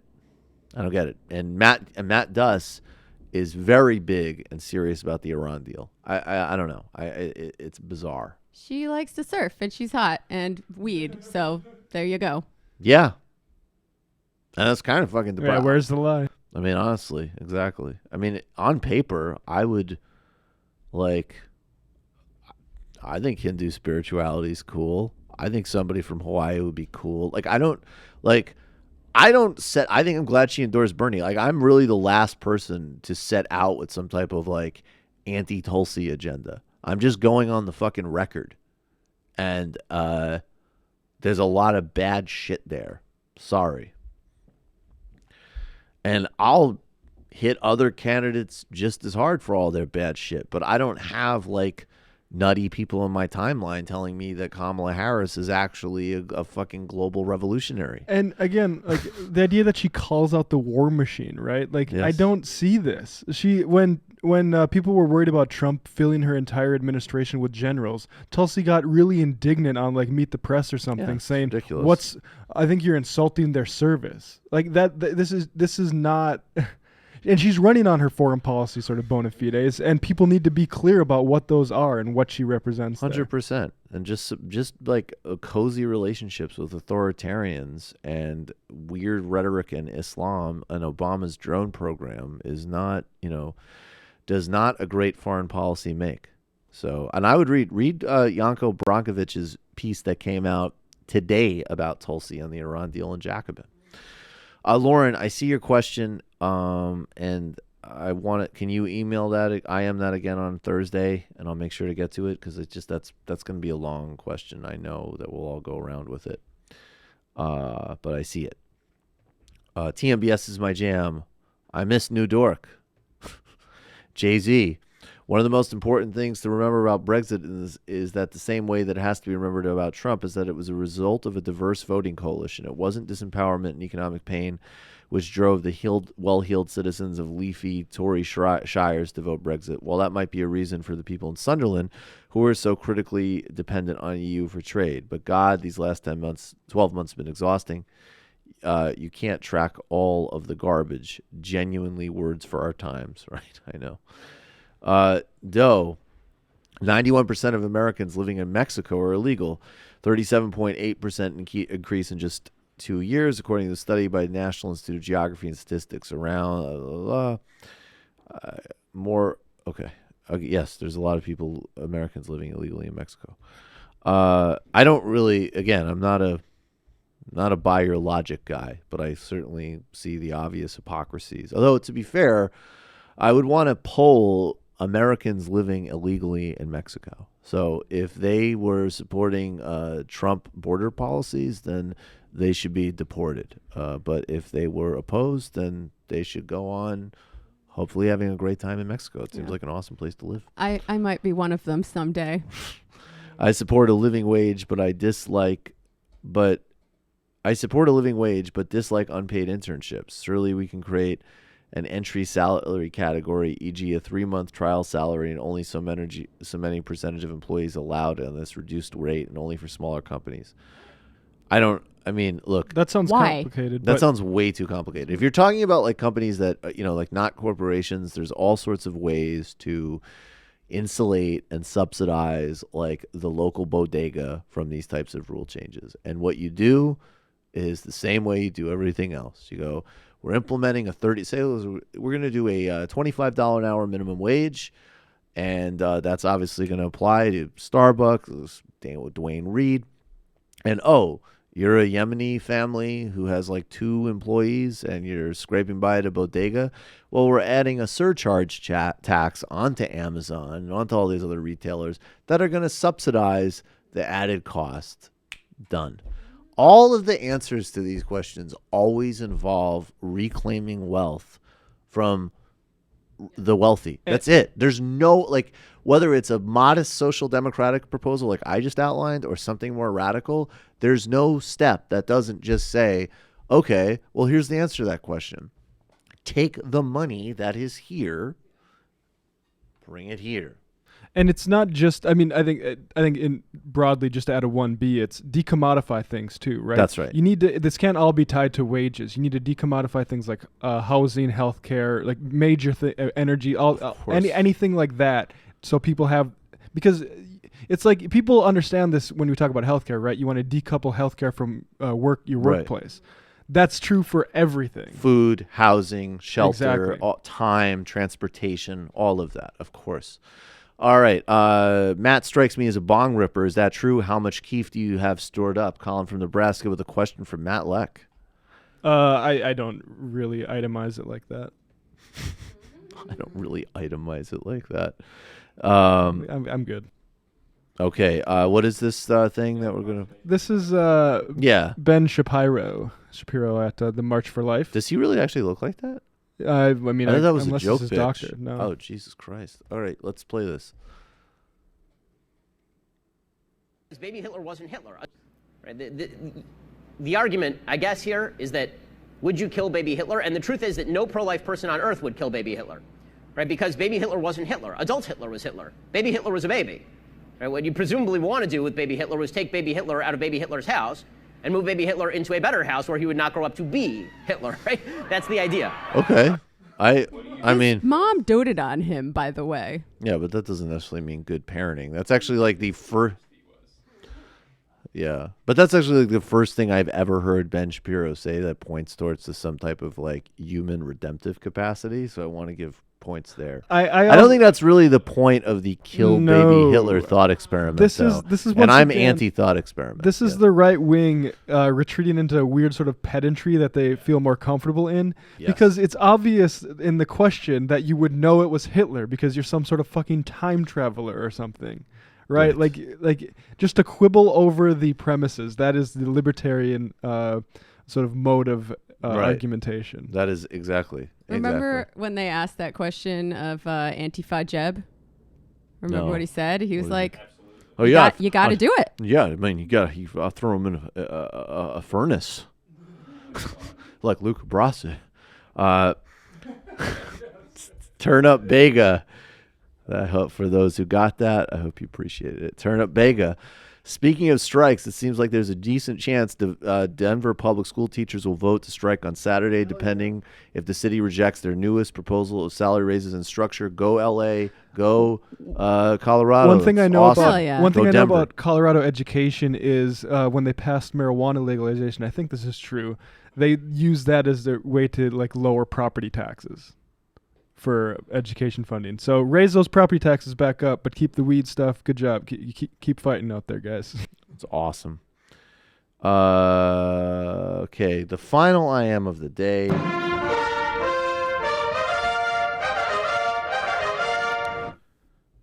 Hey, I got to listen to MR live coming home from the birth of my son here in Japan. This is Jake from Japan. Could I get a Japanese horn? A Japanese horn in honor of the newest member of the MR and TMBS crew. Yes, indeed you can. Jake from Japan, congratulations. Monday. There's gonna be an MLK. I was proposing that we do the ads and I would read them as MLK. Like, I want to talk about Blue Apron. Get it twice a week. Get it twice a week. You're too busy. You're leading a march in Selma. I forget what it's called, but it's sort of a garlic tater tot sort of thing. Tater. Ooh my! But don't tell Coretta I eat that. Don't tell a whole lot of things. So, I'm sorry that the very important occasion of the birth of one of the most important leaders in American history prompts me to do that impression, but I'm actually sorry, not sorry, because it's funny. So, but that will not be happening on Monday. What will be happening on Monday is a compilation of some excellent historical speeches from Dr. King, which trace the trajectory, civil rights movement, anti-imperialism, his proper role really as one of America's great radicals, great intellectuals. It's something you'll want to listen to, and it's something you'll want to share widely, as Sam said earlier, your kids as well. And then we're back here on Tuesday for regularly scheduled programming. Take care. It might take all the strength I got to get to where I want, but I know somehow I'm gonna get there. I wasn't looking when I just got caught between the truth and the light bar, but finding out won't make me feel any better. Yeah, I know the clock is ticking, but the meds are gonna kick in, and my pilot light shining bright. I get somewhere the choice was made for the option where you don't get paid.